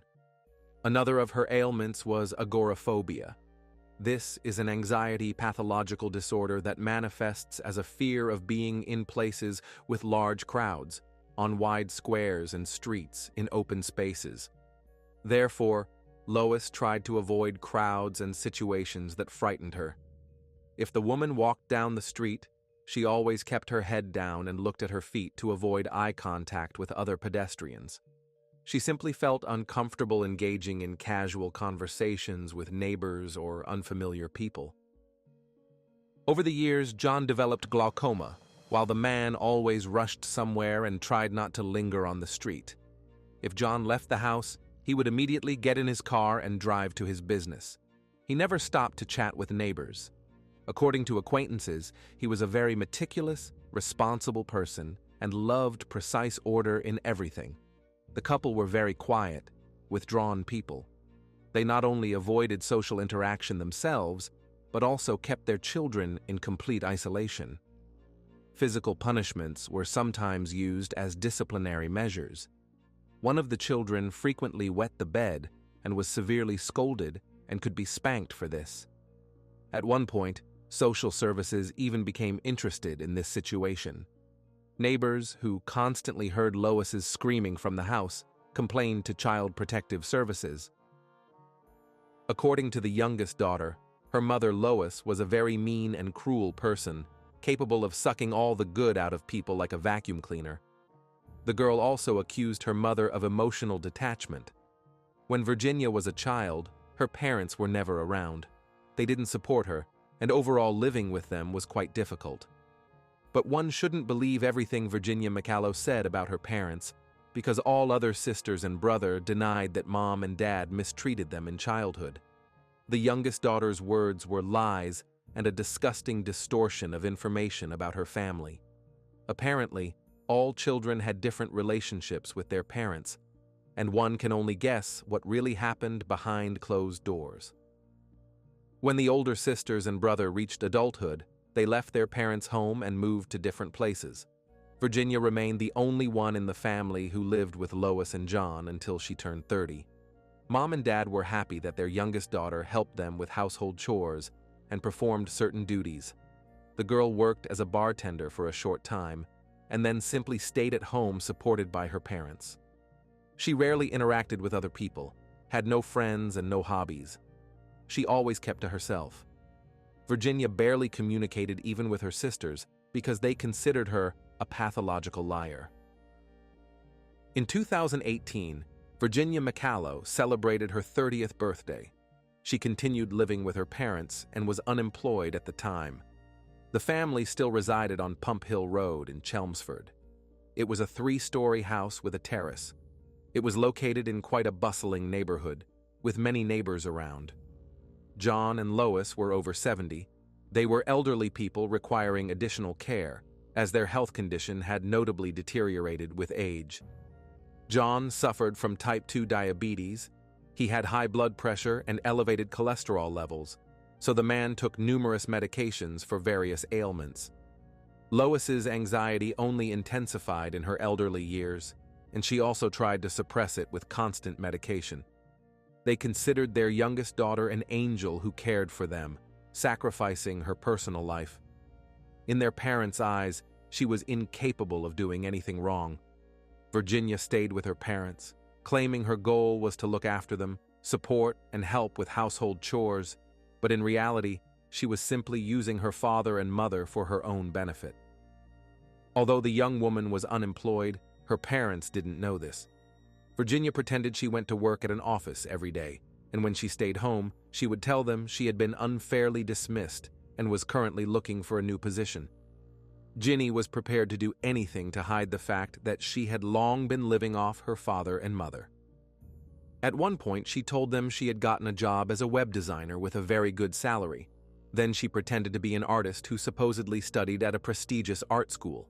She painted landscapes, animals, still lifes, but when other people saw her drawings, they didn't speak very favorably about her work. To her parents, Virginia claimed she would soon become a famous artist and would exhibit her works in elite galleries. People would buy her paintings for large sums, and she was literally on the verge of her success and financial independence. But all of this was a pile of lies. In reality, Virginia started stealing money from her parents, but did it in such a way that they never suspected anything.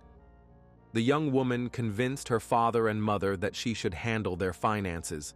They were elderly and didn't understand modern realities. Lois and John didn't know what online banking was and thought they could trust their daughter, who promised to take care of everything. In reality, Virginia used this to her advantage. After gaining complete control over their bank accounts and credit cards, the woman simply started stealing funds from her elderly parents. Sometimes she would transfer money from her father and mother's bank accounts to her own. Sometimes she would just make various purchases using their credit cards. And this grew like a snowball. She developed an addiction to constant spending. Virginia bought everything indiscriminately, needed and unneeded. Since the Mallo family couldn't be called a typical family, it should be noted that there were never close, trusting relationships between the children and parents. The older sisters and brother lived separately and very rarely visited John and Lois. It was enough for them to know that Virginia was nearby, who would take care of their father and mother if needed. They didn't communicate often with their parents and younger sister. However, the Mallos had grandchildren from their 4 other children, and the grandparents loved them. Virginia had complete freedom of action. She could do anything she wanted, and she didn't have to answer to anyone except her father and mother, and she managed to fool them. The financial situation began to gradually worsen. Besides stealing money, Virginia started inventing health problems for herself. She claimed she got severe headaches during storms, lied about having a cyst that needed urgent treatment, and even pretended to be pregnant. For this, Virginia bought a fake belly, and when the time came, she lied about losing the baby. This was the kind of person John and Lois's youngest daughter was. It's unknown why she simulated all these health problems, pregnancy, and such. One can only assume that Virginia wanted to attract additional attention to herself this way. This was another manipulation tactic. Friends, over 90% of viewers watch videos without subscribing to the channel. Check if you're subscribed. If not, please be so kind as to subscribe to the channel to support me. Due to all these fake illnesses and lies, the woman accumulated even more debt on her parents' accounts. She owed tens of thousands of pounds to the bank in Lois and John's name, and her mother and father didn't even suspect they were neck-deep in debt. Virginia also spent a lot of time in online casinos and lost large sums. She didn't care. She just kept taking out loans in her parents' names. Eventually, Lois and John began to suspect that something strange was happening. They discovered that money was disappearing from their accounts, and various loans and credits were taken out in their names. Despite all this, Virginia managed to wiggle her way out. When her mother and father questioned their daughter about the finances she was managing, the woman invented another lie. She claimed that her worst fears about hackers and scammers had come true. According to Virginia, it was these fraudsters who were emptying her parents' accounts through online banking. They were running their fraudulent schemes and stealing money. She kept inventing new and new excuses to explain where the financial means had gone. Then she started accusing the bank itself of losing money from the Mallo couple's accounts and assured her parents that they would soon receive huge compensation for the damages. They just needed to wait a little while. The manipulations continued for months. Virginia went so far that her lies seemed plausible. She forged documents, posing as a police officer investigating fraud schemes, and in the name of the law enforcement representative, apologized to John and Lois for all the delays in the criminal case. It's astonishing how far Virginia went in her lies and manipulations, and it seems her parents really believed all this and waited for the fraudsters to be identified and their money returned. Lois had been corresponding with a friend for many years. In her letters, she wrote that their family had become victims of fraud, but now the police were handling this case, so the Mallos would soon get their money back. By March 2019, the situation began to completely spiral out of control. Virginia no longer knew what excuses to invent. She simply couldn't stop and cease stealing her parents' financial means. For her, this was simply unacceptable. At the same time, the woman understood that it was only a matter of time before her mother and father would realize where all the money was actually disappearing to. She realized that soon the police would genuinely become interested in this case, as old loans were overdue and payments on new ones were approaching. Virginia racked her brain over the situation. She could no longer keep her father and mother in suspense. It was only a matter of time, and one unthinkable idea came to her mind. John and Lois had to be eliminated. It was unexpected, but the woman saw no other way out. When her parents would discover that their youngest daughter was behind all the spending, she would be in trouble. Her mother and father would, without hesitation, put her behind bars. Virginia felt trapped, cut off from the world, and drowning in a sea of lies and her own manipulations. According to her words, she had lost her peace of mind and couldn't achieve tranquility. Furthermore, the sudden passing of her parents would give her the opportunity to continue spending their money and eliminate the need to justify her expenses. Virginia dreamed of freeing herself from all this and regaining a normal life. And by her twisted logic, disposing of John and Lois would be the perfect solution to all problems. For the next 3 months, the woman couldn't get this thought out of her head. She kept thinking about how to send her father and mother to the other world before they discovered her financial schemes, how to pull it all off so that retribution wouldn't catch up with her. Between March and June 2019, Virginia began taking deliberate steps to implement her most devious plan. She started stockpiling prescription medications that were prescribed to her parents. She bought a knife with a very sharp blade and obviously knew exactly what she would do with it. To test what side effects John and Lois would have with increased medication doses and what amount of prescription drugs would be lethal, she started adding small amounts to their food and drink. The daughter began slowly pumping her parents with heavy substances, using them as guinea pigs. She tried different medications and different dosages. Finally choosing a suitable combination, Virginia decided it was time to say goodbye to Mom and Dad. On June 17th, 2019, late at night, shortly before the Mallos went to bed, Virginia took the prepared pills, crushed them, and added them to their drinks. John would have a glass of alcoholic beverage every evening before bed. Lois, on the contrary, never consumed alcohol. Having prepared 2 lethal cocktails, the young woman brought them to Mom and Dad and calmly watched them drink. After instantly emptying his glass, John went to bed, but Lois took a couple of sips and pushed her cup away.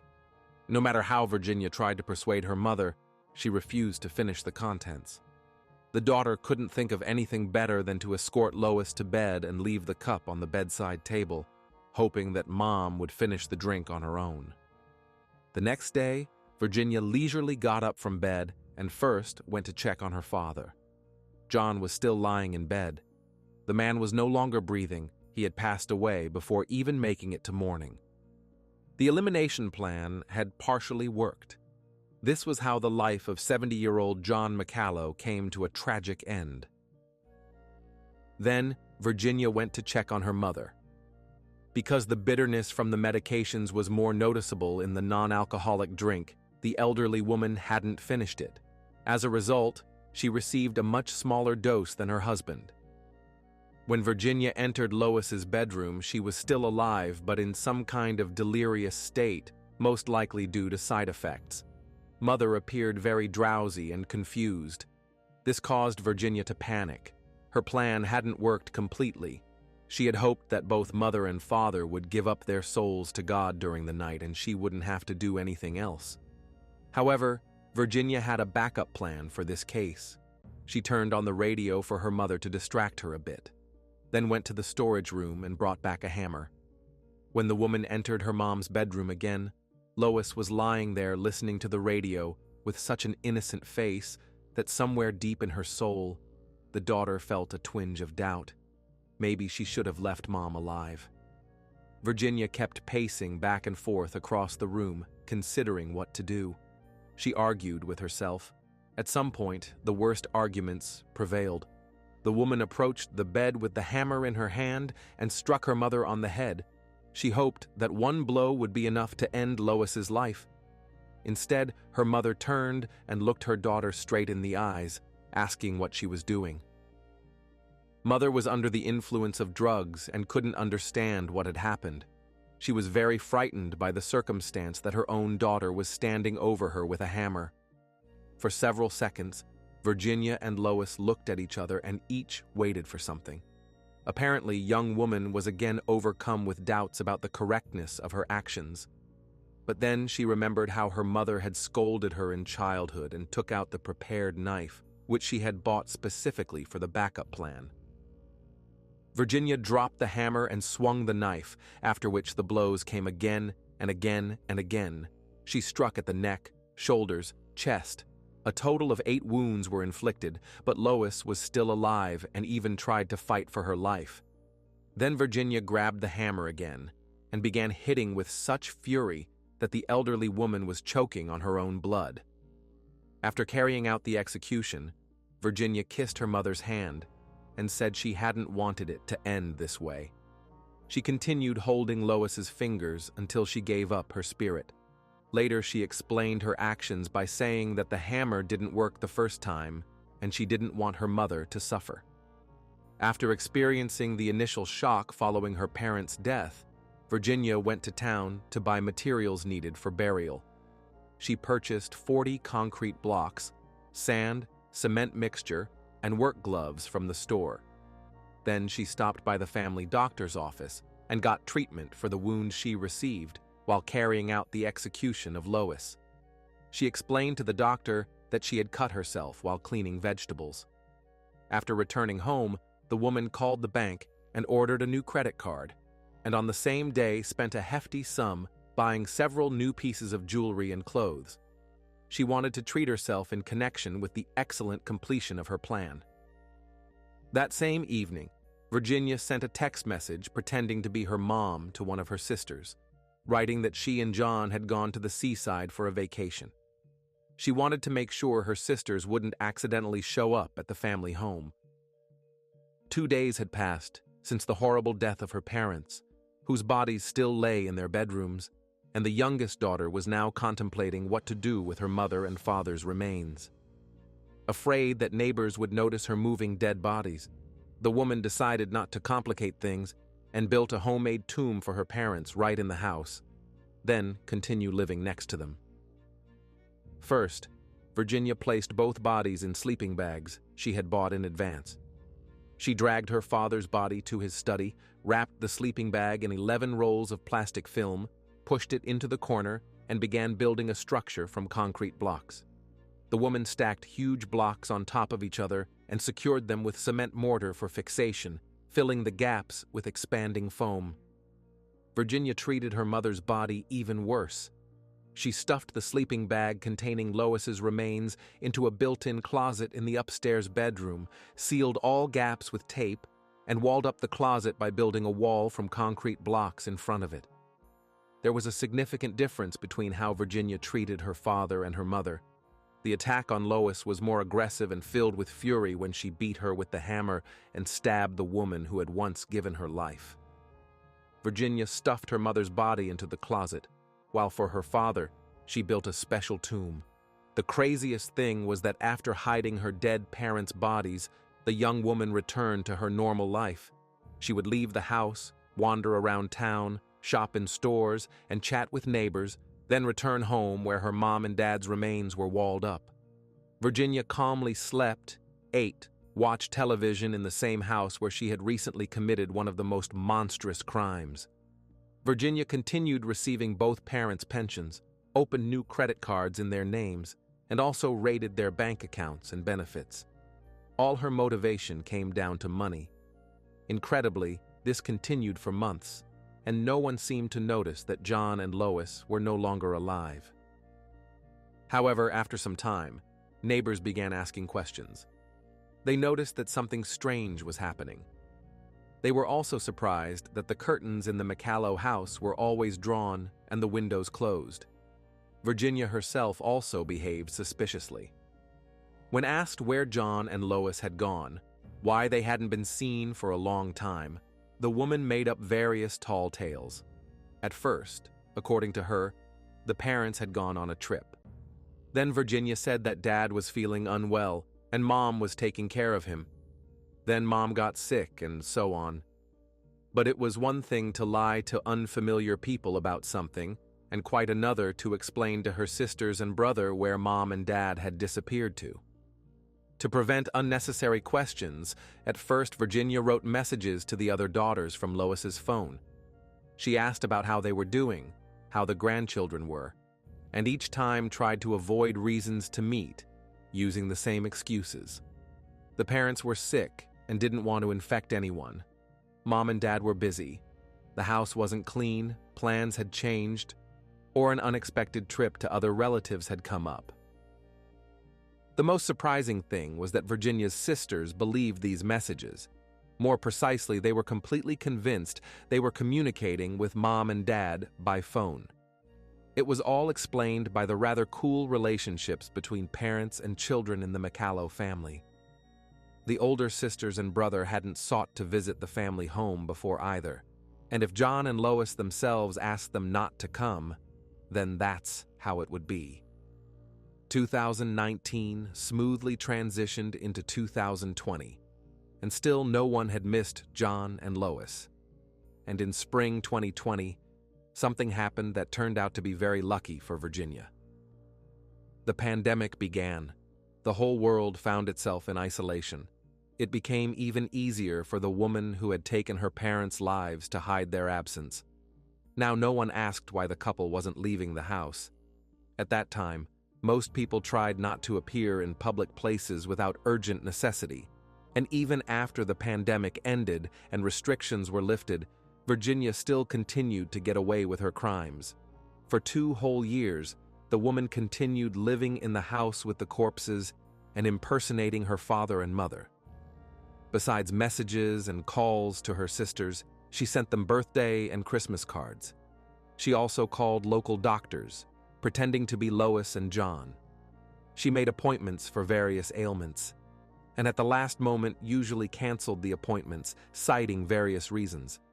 All this was done to throw everyone else off track and create the appearance that the Mallo couple was alive. It even got to the point where Virginia would call the police pretending to be Lois and complain about noisy neighbors or children who scattered trash near her house. From July 2020 to September 2023, the woman called the police station a total of 238 times. For someone who had killed their parents and hidden their dead bodies in the house, this was more than strange behavior. Later, some people developed a theory that Virginia seemed to want to get caught. That's why she drew police attention, hoping they would come to the house and find the corpses. Who knows, but her behavior became more unpredictable and even stranger with each passing month. Now the young woman could spend hours standing in front of the house sweeping the yard. Apparently, she wasn't quite comfortable in the house with her parents' decomposing remains. In the last year, Virginia started approaching unfamiliar people and forcing her friendship on them. She initiated conversations with shop assistants, pizza delivery people, postal workers, with everyone who crossed her path. If strangers engaged in conversation with her, Mallo could talk endlessly. Her favorite topic each time was conversations about her parents. She would talk about the fact that her mom and dad had moved to live by the sea after retirement. But sometimes Virginia would say strange things, saying that the police were pursuing her, suspecting her in the execution of John and Lois. She could say such things to both acquaintances and complete strangers. Recently, Virginia Mallo had gained a reputation as a somewhat eccentric, peculiar person. Those who had seen her before simply paid no attention to the silly chatter, and to win people's favor, the woman started buying gifts without reason for neighbors, shop assistants, and anyone she knew even slightly. She gave alcohol, trinkets, flowers, sweets. To the neighbor living next door to her, she would leave donuts and Chinese restaurant food right at his door. Whether this was actually an attempt to buy friends or Virginia was simply drawing attention remains unknown. However, Even this seemed insufficient to her. Virginia decided to repeat the fake pregnancy trick. She attached a fake belly, bought loads of maternity clothes, and told everyone she met about her condition, showing ultrasound images downloaded from the internet. All this time, she continued maintaining the legend that Mom and Dad were alive and quite healthy. She called and wrote to her sisters, doctors, the police, and chatted with neighbors, bragging about what a delicious dinner they had cooked together with Mom yesterday. Looking at this eccentric young woman, few could have thought she was capable of terrible things, the consequences of which were still hidden in her house behind a wall of concrete blocks. In August 2023, more than 4 years had passed since Virginia took her parents' lives. For 4 years, she lived in the house next to their dead bodies, and by this time, she had turned into a real paranoid. The woman would go around telling people that her doorbell had been broken, her internet was damaged, and that she was being spied on. Around that same summer, she developed a silly habit of calling the police without reason and bothering them over trifles. She would invent non-existent problems and demand their resolution. Once Virginia claimed that 3 attackers had assaulted her right in the backyard. The woman even scratched her face to confirm the made-up story. Officers took these accusations seriously and came to the Mallo house to record her statement. They sat on the couch near Father's study and didn't even suspect that nearby was a tomb with a decomposed body. The police left without noticing anything, but could Virginia continue to get away with the crimes against her father and mother? Fortunately, her horrific secret would soon come to light. In August 2023, the local physician began to worry about John and Lois's condition because they hadn't visited the clinic for more than 4 years. Considering that both pensioners had ongoing health problems, the constant ignoring of doctor visits raised suspicions. The couple would make appointments but then cancel them, never showing up once in 4 years. The repeated pattern of booking and canceling appointments in the elderly couple's name caught the attention of the clinic's receptionist. She reported this to the attending physician. On September 1st, 2023, the family doctor at the clinic raised concerns about the Mallo's safety and contacted the police. He was worried about the elderly people who had suddenly stopped seeking medical care. Law enforcement immediately began an investigation and called Virginia, but she tried her best to throw them off track. She claimed that her parents had gone away and hadn't taken their mobile phones with them so that no one would disturb them, so she had no way to contact them. The woman assured the police that John and Lois would return by the end of October and visit the station themselves. The authorities found this suspicious and decided to wait a bit. But when the pensioners didn't appear after a week or two and didn't make contact, the police began to act. On September 15th, 2023, investigators obtained a warrant and went to the Mallo family home to search it and somehow clarify the situation. One group of police officers knocked on the front door of the house, while the second, to catch Virginia by surprise, broke in through the back door. They broke out the glass panel in the door and instantly entered the building. On being told she was suspected in the execution of her elderly parents, the young woman wasn't at all surprised by the appearance of armed operatives in masks. Apparently, she had long expected to be arrested. When her hands were put in handcuffs, Virginia asked permission to show the police something hidden in the rooms. From her appearance, there was no indication that she was worried or regretted anything. Virginia simply led the police officers to her father's study, pointed to the concrete structure that had served all this time as an improvised tomb, and said that Dad was hidden there.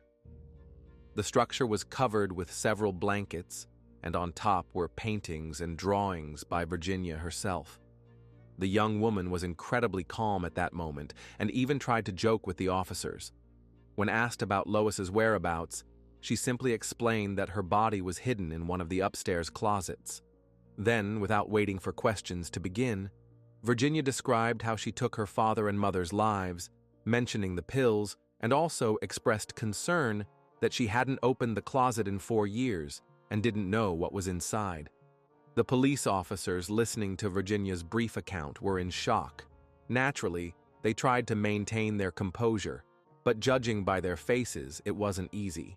When the woman was read her recorded confession, she signed it and encouraged the officers that they could be happy because today they had caught a bad person.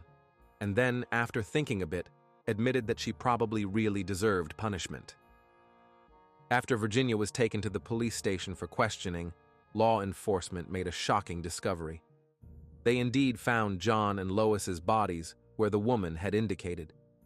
Since more than 4 years had passed since the pensioners' deaths, the bodies had undergone very severe decomposition. Almost nothing remained of the remains, so they had to be identified through dental records. When Virginia was officially charged with taking the lives of John and Lois Mallo, the police conducted an extensive investigation. Even sitting in a prison cell, Virginia didn't stay quiet for a minute. She continued talking, explaining to the guards where the murder weapon was. At one point, she even started wiping away invisible tears. But since she felt no remorse, there were no tears. Apparently, Virginia just wanted to evoke sympathy from the police. But when she realized that no one was going to comfort her, she stopped pretending to be upset. The woman explained that the hammer, still stained with Mom's blood, was lying under the stairs in a box. It had already rusted but still bore traces of the crime, while the knife used to take Lois's life simply lay on a kitchen shelf. John and Lois's other daughters and son only learned of their deaths after Virginia was arrested. Despite the fact that relationships between children and parents couldn't be called ideal, they were shocked by what had happened. Of course, at first they were puzzled that their father and mother had become complete recluses. But they were reassured by John and Lois, periodically making their presence known through messages and rare calls. True, Lois's voice on the phone didn't sound quite natural, but the woman often complained of a sore throat. It never even occurred to them that Virginia had been impersonating their parents all this time. Relatives and members of the Mallo family were distressed that they weren't even given a chance to say goodbye to John and Lois. Naturally, they blamed Virginia for depriving the family of this right. The criminal proceedings against Virginia Mallo never went to trial because she pleaded guilty. On Friday, October 11, 2024, just a few weeks ago, Mallo simply appeared in court for sentencing. Since there was no trial itself, many details in this case remained unclear till the end. One thing is absolutely clear: Virginia's motive for the crime was money. She stole a total of about $200,000 from her parents. In passing sentence, the judge took into account mitigating circumstances such as personality disorder, mild depression, and some signs of psychosis that emerged after the execution of her close ones. 36-year-old Virginia Mallo was sentenced to life imprisonment with a minimum term of 36 years behind bars. She will be eligible for parole when she is over 70 years old, approximately the same age as her mother and father were when their beloved daughter decided to end their lives.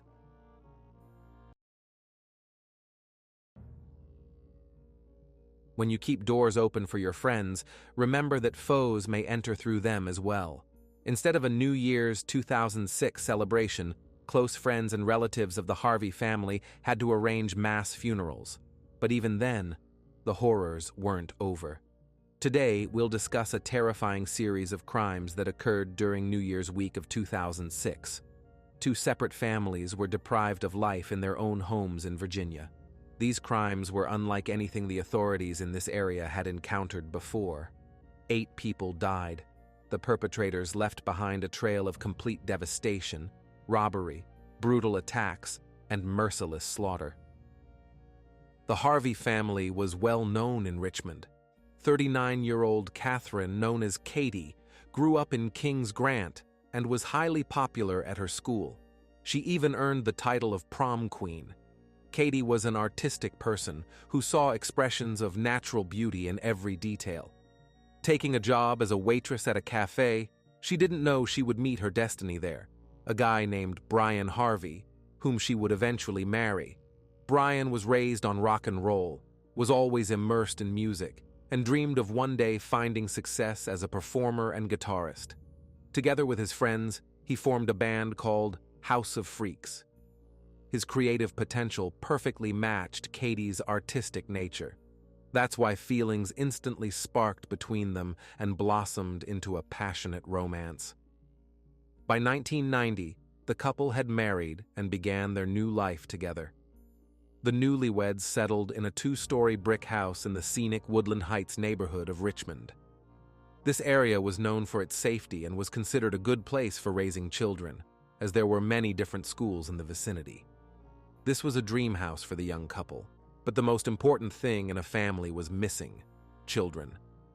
In 1996, the Harveys welcomed a little princess into their lives, Stella, and then in 2001 another baby girl was born, Ruby.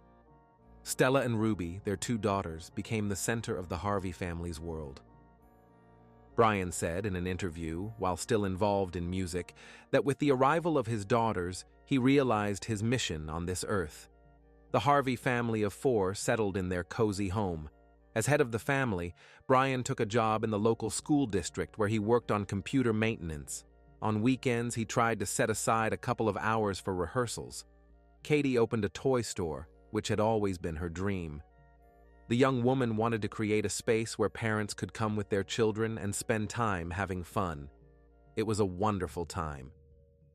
Stella was in elementary school. Ruby had just started attending kindergarten. They sought to spend all their free hours and minutes together. The Harveys were a very active and sociable family, maintaining an open-door policy in their home. Their front door was rarely locked, so neighbors and friends could freely enter whenever they wished. Their home was open to everyone they loved and cared about. If someone just wanted to chat or ask for advice, if they didn't want to eat dinner alone, everyone would go to the Harvey house. On January 1st, 2006, the Harveys planned to celebrate New Year's with friends, family, and a bowl of their famous chili. Johnny Hott, the second member of the House of Freaks band, along with his daughter, planned to arrive at their friend's house a bit early for the New Year's party to help with the celebration preparations. They arrived around 1:30 p.m., and from literally that moment, a nightmare began in Richmond that would continue throughout the following week. When Johnny and his daughter arrived at the Harvey house, smoke was billowing from the windows, and none of the 4 family members were visible nearby. The man grew worried that they might be trapped somewhere in the house and unable to escape, so he immediately called 911 emergency services, pleading for someone to come quickly. First responders arriving at the scene were able to contain the growing flames and headed straight to the house's basement, where the fire had presumably started. The firefighters expected to encounter one of the typical situations involving electrical shorts or fire safety violations that they dealt with daily, but instead stumbled upon the most horrific crime scene that likely none of them had ever witnessed before. 39-year-old Katie, 49-year-old Brian, 9-year-old Stella, and 4-year-old Ruby were all found in the burned basement, dead and bound with electrical cord and tape. Near their bodies lay 2 hammers and a knife, presumably used in the attack on the family. One of Katie's easels was overturned and soaked with wine, judging by the empty bottles scattered across the floor. Someone had taken the lives of all the Harvey family members, then attempted to burn down the house to eliminate evidence. Neighbors, emergency responders, rescue services, and friends stood in absolute shock before the house. How could this happen during the New Year's holiday, when everyone was enjoying magic, gifts, and pleasant company? How could this happen to the Harvey family, whom everyone in the area loved? Who could raise a hand against even Stella and Ruby? The brutality of the crime was so horrifying that firefighters and police officers, everyone who entered the house and saw the terrible scene, came out with wide eyes and pale faces. After what they saw, they needed several minutes to regain their composure. The complexity of the investigation lay in the complete absence of any signs of forced entry. Doors and windows in the house remained intact, with no signs of external intrusion anywhere. So either this was someone the family trusted and invited into the house, or someone took advantage of the well-known open-door policy among neighbors. Either possibility was equally frightening. The fire had already destroyed many potential clues, and the water used to extinguish the flames had washed away everything else that could have helped police solve this case. Detectives began their investigation with minimal evidence and information. They searched the house where water and fire hadn't caused damage, hoping to determine a potential motive or possibly discover additional leads. As a result, they found that several items were missing from the house, including the couple's wedding rings. Again, the question arose whether this was a robbery or if there was a personal motive. Police leaned toward the first version, but couldn't understand how an ordinary crime escalated into the slaughter of 4 people, including Stella and Ruby. Autopsies of all Harvey family members were performed the next day.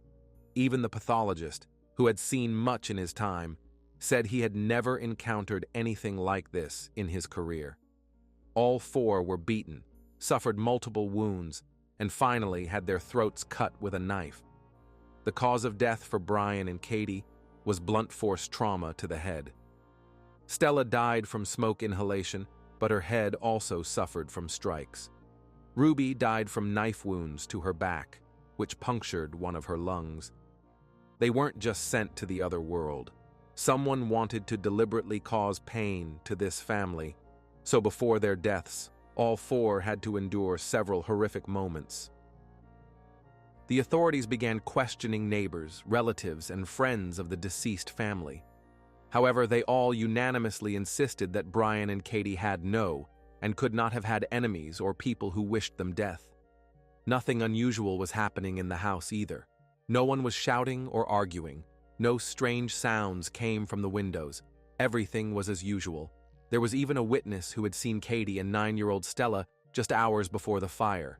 The Harveys' older daughter had stayed overnight at her friend's house the previous evening. On New Year's morning around 10:30, her friend's mother, Kirsten Perkinson, walked Stella home. Kirsten and Katie were friends, so the woman approached the door, knocked, and waited for one of the owners to come out onto the porch to hand over the girl in person. According to Kirsten, Katie seemed nervous and pale, as if something was wrong. During their brief conversation, the homeowner explained that she wasn't feeling well, then made a gesture with her hand as if putting a gun to her head and firing. At that moment, Kirsten interpreted this gesture as an indication of a severe headache, so she just sympathized and nodded. Stella jumped into the house and headed straight to the basement, where one of the rooms was located. Her friend ran after her, as she was used to the Harvey house's doors always being open. But Katie unexpectedly caught the girl by the hand and almost forcibly showed her out the door. The homeowner explained this by saying she wasn't feeling well and wanted to rest quietly and sleep for a while. Kirsten thought this was a bit strange and not at all like Katie, but the woman still had errands to run that morning. Plus, she was planning to appear at the Harveys' party later, so she smiled warmly, waved goodbye, and forgot about it all the next minute. Now, Kirsten was racking her brain, wondering if she had a chance to save the Harveys that day, whether Katie had given any signs that she might have missed. Based on Catherine's strange behavior described by Kirsten, authorities concluded that the perpetrator was already in the Harvey house by the time Stella returned from her sleepover. Given that the homeowners possibly knew their attacker, police first investigated those who were connected to the deceased in some way.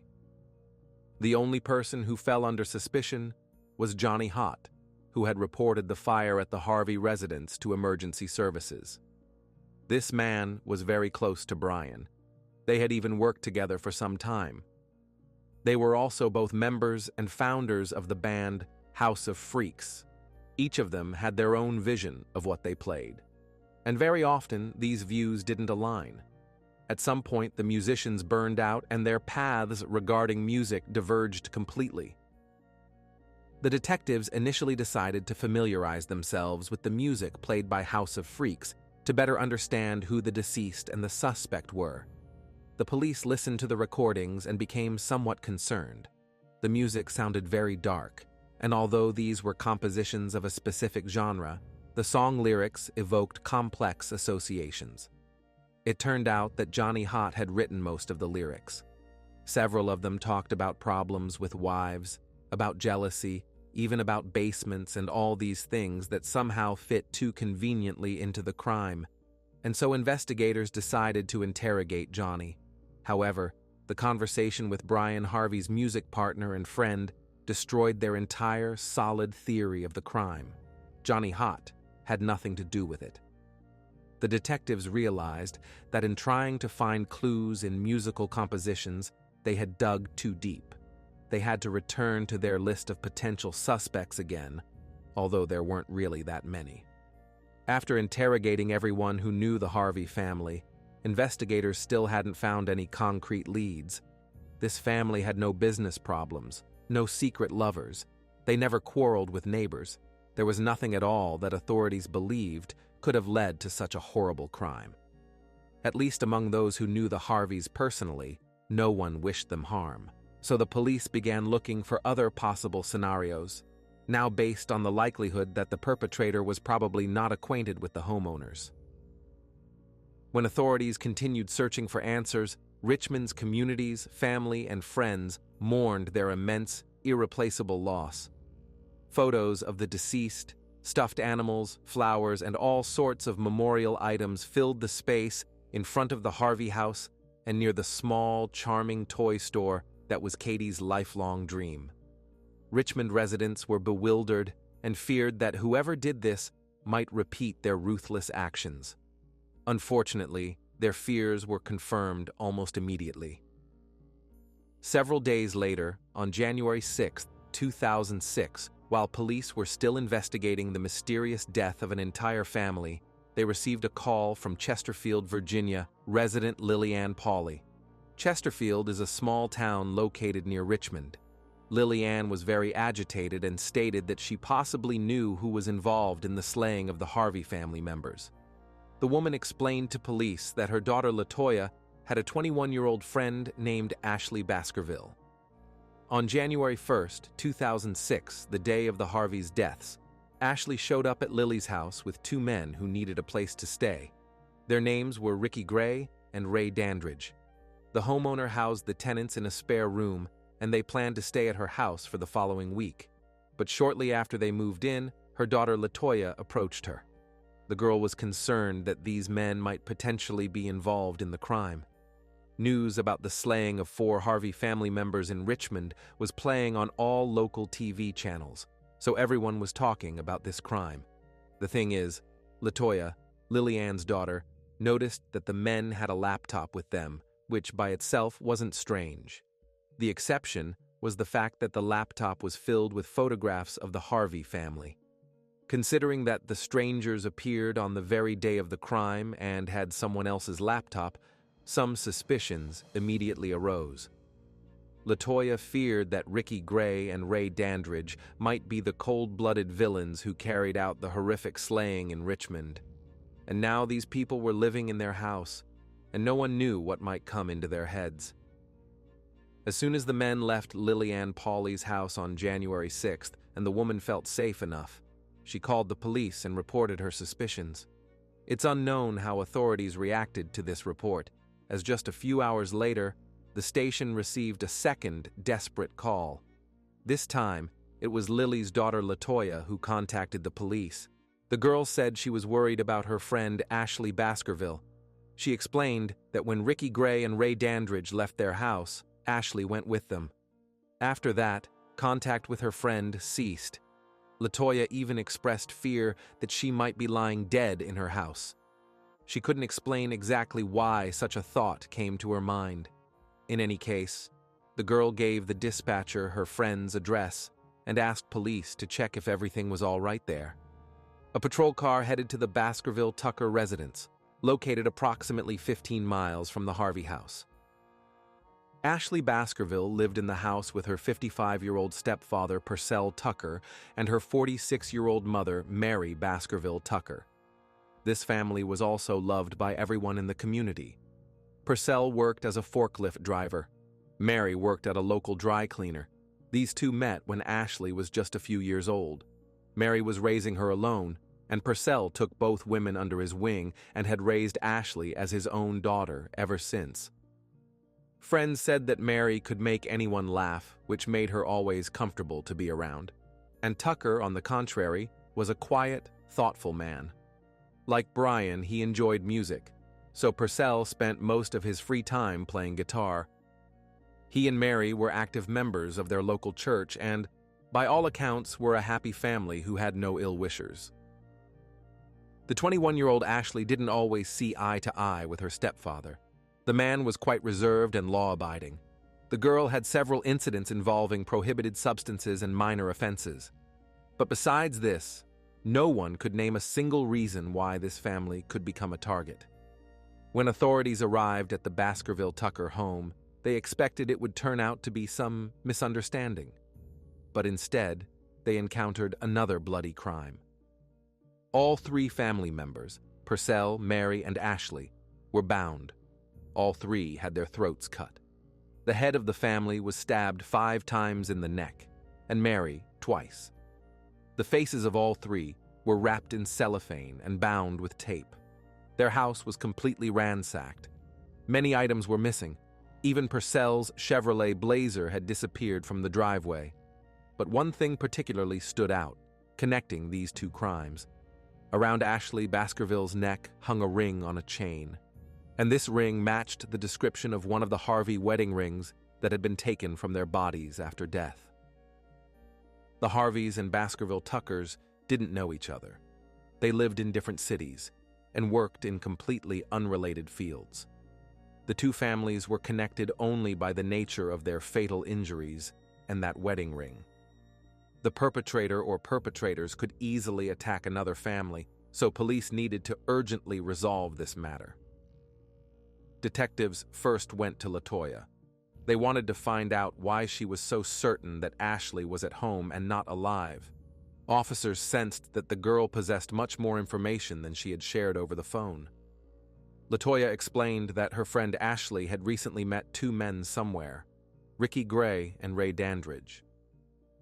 On New Year's Day, these 3 showed up at the house where LaToya lived with her mother and asked to rent a room for several days. Ashley convinced her friend that there wouldn't be any problems with them. They just needed a place to stay. On January 6th, LaToya, Ashley, and the 2 men were sitting in the room discussing how to get money. As it happened, the homeowner's daughter became an unwitting participant in the conspiracy, although initially she simply didn't take it seriously. Ashley complained that her stepfather Purcell, with his rules, wouldn't let her live peacefully and was very strict. The stepdaughter knew that the man had accumulated a decent sum of money and kept it somewhere in the house, so she suggested Ricky and Ray rob her stepfather. What followed was a discussion of the robbery plan. The perpetrators intended to stage a kidnapping, using Ashley as bait and demand ransom from her parents. LaToya listened to her friend and couldn't believe her ears. She was frightened that all 3 were seriously discussing how they would take the savings of Purcell, the man who had raised Ashley since childhood. LaToya stood up and left the room, unable to listen to this nonsense any longer. She didn't want to be part of a criminal scheme. The tenants, along with Ashley Baskerville, left after some time, and LaToya spent the next few hours sitting anxiously, waiting to see how it would all end. Unfortunately, after the crime was supposed to have taken place, everything went completely differently than expected. Ricky and Ray appeared without warning, returning to collect their belongings. Ashley wasn't with them. LaToya immediately had a very bad feeling. When the girl asked where her friend was, the men said that Ashley wanted too much money, so they had to say goodbye to her. Ricky and Ray didn't directly say they had taken the girl's life. According to them, they had simply gotten rid of her. As soon as the tenants vacated the room, LaToya frantically rushed to call the police station, begging them to check Ashley's home. Before that, she had told her mom that she saw a laptop with photos of the Harvey family in possession of the men who were renting a room in their house. At this point, based on witness testimonies and the Harvey wedding ring found around Ashley's neck, Chesterfield police knew who they needed to look for to solve both cases at once. Detectives asked LaToya to call Ray because at that moment, this girl was the only connection to the potential criminals. The men told her nothing new, only repeating that they had said goodbye to Ashley and wouldn't have to worry about her anymore. The police already knew this. During the conversation, Ray made hints that were only known to the police and perpetrators, so detectives felt quite confident knowing they now had real suspects. The phone conversation between LaToya and Ray helped investigators track the two men to Philadelphia. In an attempt to determine their location more specifically, authorities published photos of both suspects in the media. They needed to act quickly so the criminals wouldn't have time to commit any more atrocities. In trying to track down the suspects, detectives encountered yet another crime by Ricky Gray and Ray Dandridge. An elderly man named Roy Mason contacted the police. He reported that several days ago, on January 3rd, these two men who were being talked about in the news had broken into his home, accompanied by a young woman. Matching Ashley Baskerville's description, the men had deceptively entered his home. While they threatened him and his wife, the girls searched the rooms and took money, electronics, and anything of material value. Roy was very upset because his wife was disabled and needed his constant help and attention. The elderly man began begging them to spare his life, so someone would be there to care for his spouse.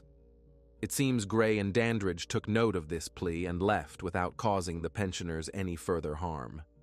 Ricky, Ray, and Ashley were under the influence of alcohol.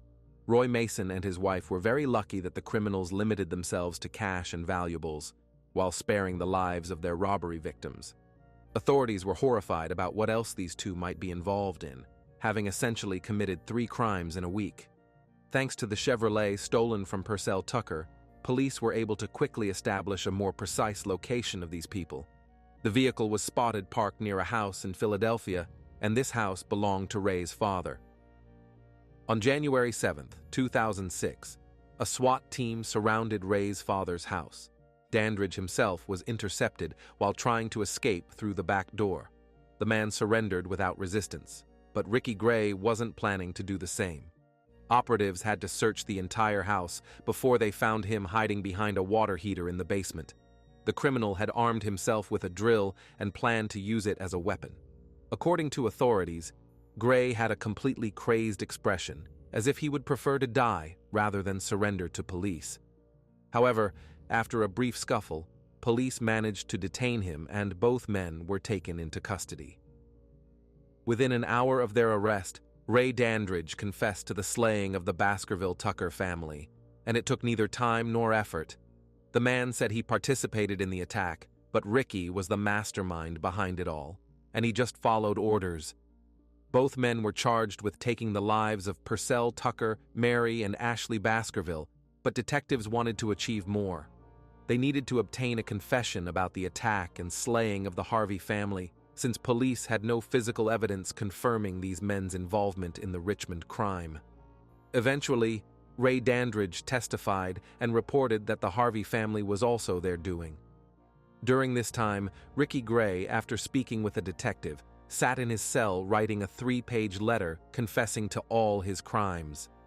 These confessions revealed what a wild, abnormal life these people had lived. They showed absolutely no remorse for their actions. They had absolutely no motive, just an insatiable thirst for power over defenseless people. Simply 2 men who bonded while committing crimes and getting an adrenaline rush. In fact, Ricky, who was considered the instigator of everything, was Ray's uncle. Both men were born in 1977, so they grew up together like brothers. Ricky often experienced difficulties in school, having been diagnosed with attention deficit hyperactivity disorder. Because of this, he often got into trouble. The boy's family life couldn't be called successful either. His father practiced corporal punishment against him, and his stepbrother subjected Ricky to molestation and abuse throughout his childhood. Alcohol, prohibited substances, and physical violence. These were the foundation of Ricky's entire life. As he grew up, he didn't change anything, but continued to stew in the same chaos. He was punished no matter what he did, so the man wasn't afraid that justice would someday catch up with him. When Ricky turned 10, he was already drinking heavily and was involved in numerous petty crimes. All this time, Ray was by his side, also having major difficulties with learning. He had a low level of intelligence. The young man was incapable of social adaptation and had no one who could support him. That's why he clung tightly to Ricky, who never judged, but only involved him in his questionable dealings. Unfortunately, this led Ray to follow Ricky's example and choose an incorrect path in life. The teenagers became inseparable and committed various minor crimes together. In 1995, when they were both 18, they were sentenced to 10 years imprisonment for a series of robberies in Northern Virginia. After their prison terms, during which they were separated, they were drawn back to each other as if by a magnet. And their crimes continued. Ricky and Ray were released from prison just months before the mass crimes in Richmond and Chesterfield. They hadn't even had time to adjust to life in normal society. On January 1st, 2006, early in the morning, the men decided they needed to obtain some money somewhere. They headed to Richmond randomly, planning to survey the city and commit a robbery somewhere. Shortly before 9 o'clock in the morning, Ricky and Ray found themselves in a quiet neighborhood near the Harvey house and noticed that the front door was unlocked. The open-door policy made the Harvey family a perfect target. Wanting to help others and offering to freely enter their home at any time, Brian and Katie made themselves and their own daughters vulnerable. Ricky and Ray burst into the house, ordering the entire family into the basement, where they were bound. The men promised the family that they would be all right if they obeyed them. Therefore, Brian, Harvey, Katie, and little Ruby simply sat quietly downstairs and waited for the criminals to leave.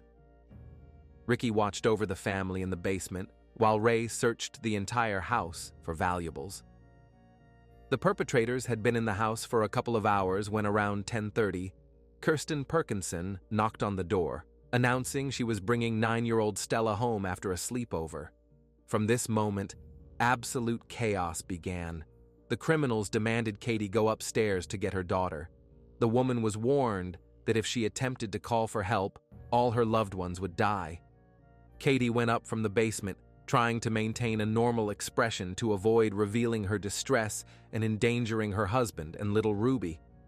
The entire time Katie was upstairs talking with Kirsten, a knife was pointed at her back. In fact, Mrs. Harvey saved the life of Kirsten's little daughter when she habitually tried to follow Stella to the basement.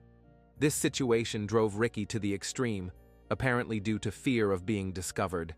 His eyes filled with blood and he snapped, beginning to inflict knife wounds on all family members. The man was in a rage. When the attack ended and he came to his senses, this frightened him even more. He couldn't believe what he had done. Stella and Ruby were alive, but Ricky, unable to control his emotions, again rushed to deliver more strikes. When all members of the Harvey family were dead, the men, attempting to destroy the crime scene, set Katie's easel on fire and broke wine bottles in the basement to make the flames spread faster. When they dashed out of the house, no one noticed them. Ashley Baskerville was sitting at that time in a car parked nearby, waiting for Ricky and Ray's return. The girl knew the purpose for which her companions had entered the house, but showed no sympathy whatsoever. So by January 8th, police were able to confirm that Ashley was not only a victim of the series of attacks but was herself involved in them. The police already had confessions from both perpetrators who took the lives of 2 entire families. Now investigators wondered whether these were the only serious crimes in Gray and Dendridge's lives, and the officers' suspicions were soon confirmed. It turned out that Ricky had managed to get married after his release from prison. About a month before New Year's, Ricky Gray inflicted such severe beatings on his wife Treva that she died. Her body was discovered in a shallow grave in the suburbs of Pittsburgh. Because the woman had, to put it mildly, a poor reputation, police were reluctant to investigate her death, attributing it to a commonplace overdose. No one even suspected her husband, except for the deceased's parents, who knew about the constant quarrels between the spouses. Ultimately, the case of Trevor Gray's death was only reopened after Ricky's confession in 2006. Ricky had met his wife through correspondence while he was incarcerated. After his release, he settled in Trevor's family home. Her parents, aware of their son-in-law's criminal past, worried about their daughter's safety. However, the woman was determined to continue her relationship with Ricky, believing that prison had changed him. How wrong she was. The correctional facility had only temporarily restrained Gray's aggression, which erupted with full force once he was free. Ricky got a job and tried to integrate into law-abiding society, but he wasn't very successful at it. Finally, on October 26, 2005, his nephew Ray Dendridge was released from prison and also moved into Trevor's house. Whenever these two got together, nothing good ever came of it. Only after 6 months of married life did Trevor begin to realize that Ricky wasn't who he claimed to be. She came to her parents upset and said she had indeed made a mistake about this person and wanted to dissolve the marriage. A few days later, she disappeared. Since no investigation into Trevor's death was conducted, the grief-stricken parents expelled both men from the house. The former husband and his nephew dispersed to their relatives' homes, and in December, they met again in Virginia and continued their series of crimes. Later, Dendridge revealed that he held Trevor, while Gray beat her with a metal pipe. Ricky Gray confessed that on December 31, 2005, he and Ray assaulted 26-year-old Ryan Carey's vehicle in Warlington. This attack nearly ended in a fatal outcome. The man sustained multiple stab wounds to the chest right in front of his parents' house and spent 2 weeks in a coma. Afterward, he permanently lost the ability to use his right arm. The attackers merely wanted to obtain his wallet and keys. The investigation led nowhere. This case also broke its deadlock only after Ricky Gray's confession. The men met Ashley in one of the bars on New Year's Eve. After they decided to stage her kidnapping to extract money from her stepfather, the entire scheme fell apart. Gray and Dendridge burst into the Tucker Baskerville house, using the keys the girl had given them. Then they bound Ashley, Mary, and Purcell and stuffed gags into each of their mouths. At some point, the criminals decided to alter the plan, taking the lives of Ashley's parents right before her eyes, after which the same fate awaited her. According to Ricky, he grew tired of the girl and simply disposed of her. His girlfriend hardly expected such an ending to a chance encounter. Apparently, these two derived pleasure from the crimes themselves. They committed them for the sake of profit. In one New Year's week, Gray and Dendridge sent 7 people to their grave. They robbed 2 people and beat one nearly to death. When authorities began investigating the Harvey case, they couldn't have imagined they would stumble upon the trail of such ruthless criminals. Ray Dendridge pleaded guilty and was sentenced to life imprisonment. On October 23, 2006, Ricky Gray withdrew his confessions and received a death sentence. The decisive factor in the verdict was the death of 9-year-old Stella and 4-year-old Ruby by his hand. The execution was postponed multiple times until the case reached the Supreme Court, which declined to hear any arguments from attorneys regarding the defendant's traumatic childhood and deemed the punishment for his misdeeds appropriate. On January 18, 2017, the sentence of 39-year-old Ricky Gray was carried out. This individual essentially became one of the last offenders executed in Virginia before capital punishment was abolished in 2021. The Harvey family was posthumously named Richmond's Family of the Year in 2006.